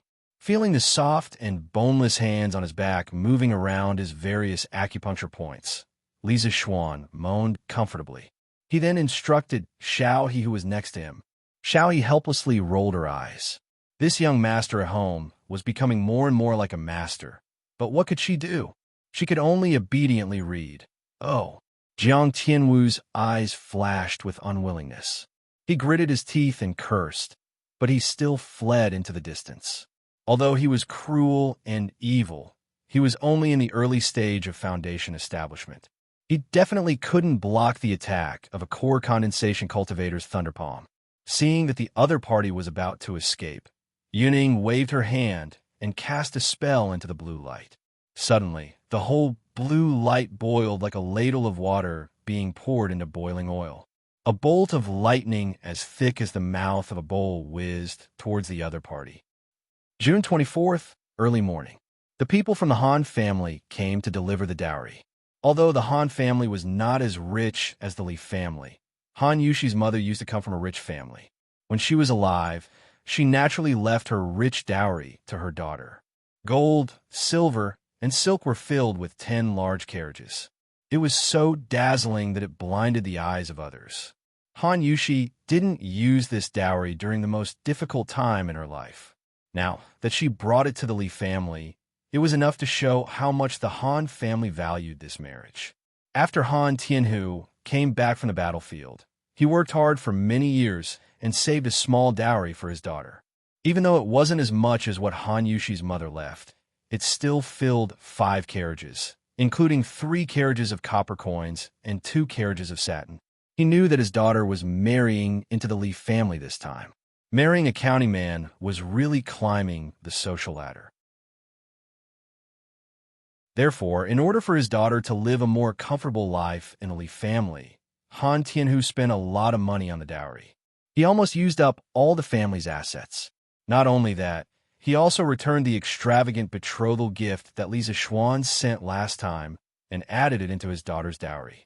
Ancient times were different from modern times. The custom of this time was for women to marry rich. In the poem Ruffian, it said, "Come with your carriage, I bribed to move." It described the scene when the women of Wei country were married. "Come quickly with your horse, I'll bring my dowry to your house." It was clear that the custom of marrying rich had a long history. People often said, 1,000 acres of fertile land, 10 miles of red dowry. It referred to the queue for dowry that stretched for miles. In ancient times, the custom of marrying rich was spread to almost every family. There was even a rumor that it was difficult to get married without a dowry. At that time, the royal daughter of the same clan often couldn't get married if her family was poor. Even if it was a daughter of an ordinary family, her family would help her from the moment she was born to prepare a dowry. It was so that their children could not only find a good family in the future, but also have a higher status in the in-laws' family and live a happier life. Since ancient times, the parents' worry for their children had not changed at all. Before the big wedding, the bride's family would usually specially go to the groom's house to take measurements and order furniture for the dowry. There were even families that mortgaged their property because they didn't have enough dowry before the wedding. The Hengshui County Annals once described it this way: rich families have a couple hundred gold as dowry. This is comparable to ancient times. After the wedding, the man's family will pay 10% and the woman's family will pay 9%. From this, it could be seen that the dowry of a woman was much higher than the betrothal gift of a man. The bride's parents thought that this would let their daughter be valued in the husband's family. Moreover, if their daughter was bullied, they would have a generous dowry to rely on, and it would be better. The ancient peoples marrying rich and the modern peoples marrying rich also changed the economic form from mother-in-law economy to mother-in-law economy. Some people said that China's housing prices were pushed up by mother-in-law. Whether this was true or not, it wasn't important. But regardless of whether it was marrying rich or not, it was not advisable to use the parents' life savings to satisfy their children's extravagant fantasies of marriage. With the Han family bleeding so much, it was estimated that their future days would be very difficult. Han Tianhu himself also understood the consequences, but he, who had always been upright, still insisted on using all of his family's wealth to send out such a large dowry. He thought that the Li family had given him and his daughter enough face by sending over 50,000 strings of money as a betrothal gift. Now that it was their turn to send out betrothal gifts, how could they be stingy? Naturally, they would send as much as they had. Otherwise, when his daughter married into the family, she would be laughed at. Therefore, excluding the dowry that was sent to the Li family yesterday, the dowry that the Han family sent today was 25 carts worth of copper coins, a total of 25,000 strings of cash, 1,000 mu of fertile farmland, gold and silver utensils, silk, clothes, bedding, furniture, books, medicinal herbs, and other valuables. A total of 35 ox carts were pulled. As for the cheaper items, such as small utensils, poultry, and livestock, a total of 40 carts were brought over by Han Tianhu. Hundreds of youths from the Han family manor and Plum Village were all invited over by Han Tianhu to deliver the dowry. 60 carts, 40 carts of goods, and hundreds of people, led by the 3 new carriages of the curious pavilion, Don't Touch Me, chose to enter from the Chunming Gate in the east of Chang'an City. They passed by the Daozheng Square, Changle Square, and the East Market, all of which were bustling places in Chang'an City, and headed towards Yongle Square, where the Li family was located. This huge dowry team naturally attracted the attention of countless people as they walked on the streets of Chang'an City. Oh my God, whose daughter is marrying off? Why is there such a big scene? I know this. It's the daughter of the Han Manor in the east of Chang'an City. Is their family very rich? Why is there so much dowry? Look at the 20 carts carrying the copper coins. It must be at least 20 million, right? Hell, the Han family doesn't have that much money. In my opinion, most of this is the betrothal gift sent by the Li family. Li family? Which Li family? It's Li Xianan, Li Sai's family. The Han family's daughter is marrying Li Xianan this time. TSK. That daughter is really lucky. Li Xianan is one of the rare young talents of Tang Dynasty. Oh, I remember now. Half a month ago, the Li family sent 30,000 strings of cash and 30 carts of gifts outside the city to send the betrothal gifts. So it's the Han Manor. Yes. That betrothal gift is at least 40 million. The Li family is really generous. The Han family has really struck it rich this time. Hell, you can't say that. The last time a Li family sent the betrothal gifts, I saw it for myself. That betrothal gift was not as much as the dowry sent by the Han family today. Not only did the Han family not earn anything this time, they even gave a lot more. TSK. That's true. The Han family is quite generous. If it were any other family, they would be lucky if they could even send back half of the betrothal gifts. You're tuning in to the Warrior Lore YouTube channel. Don't forget to subscribe and join us on this journey to catch the most captivating stories.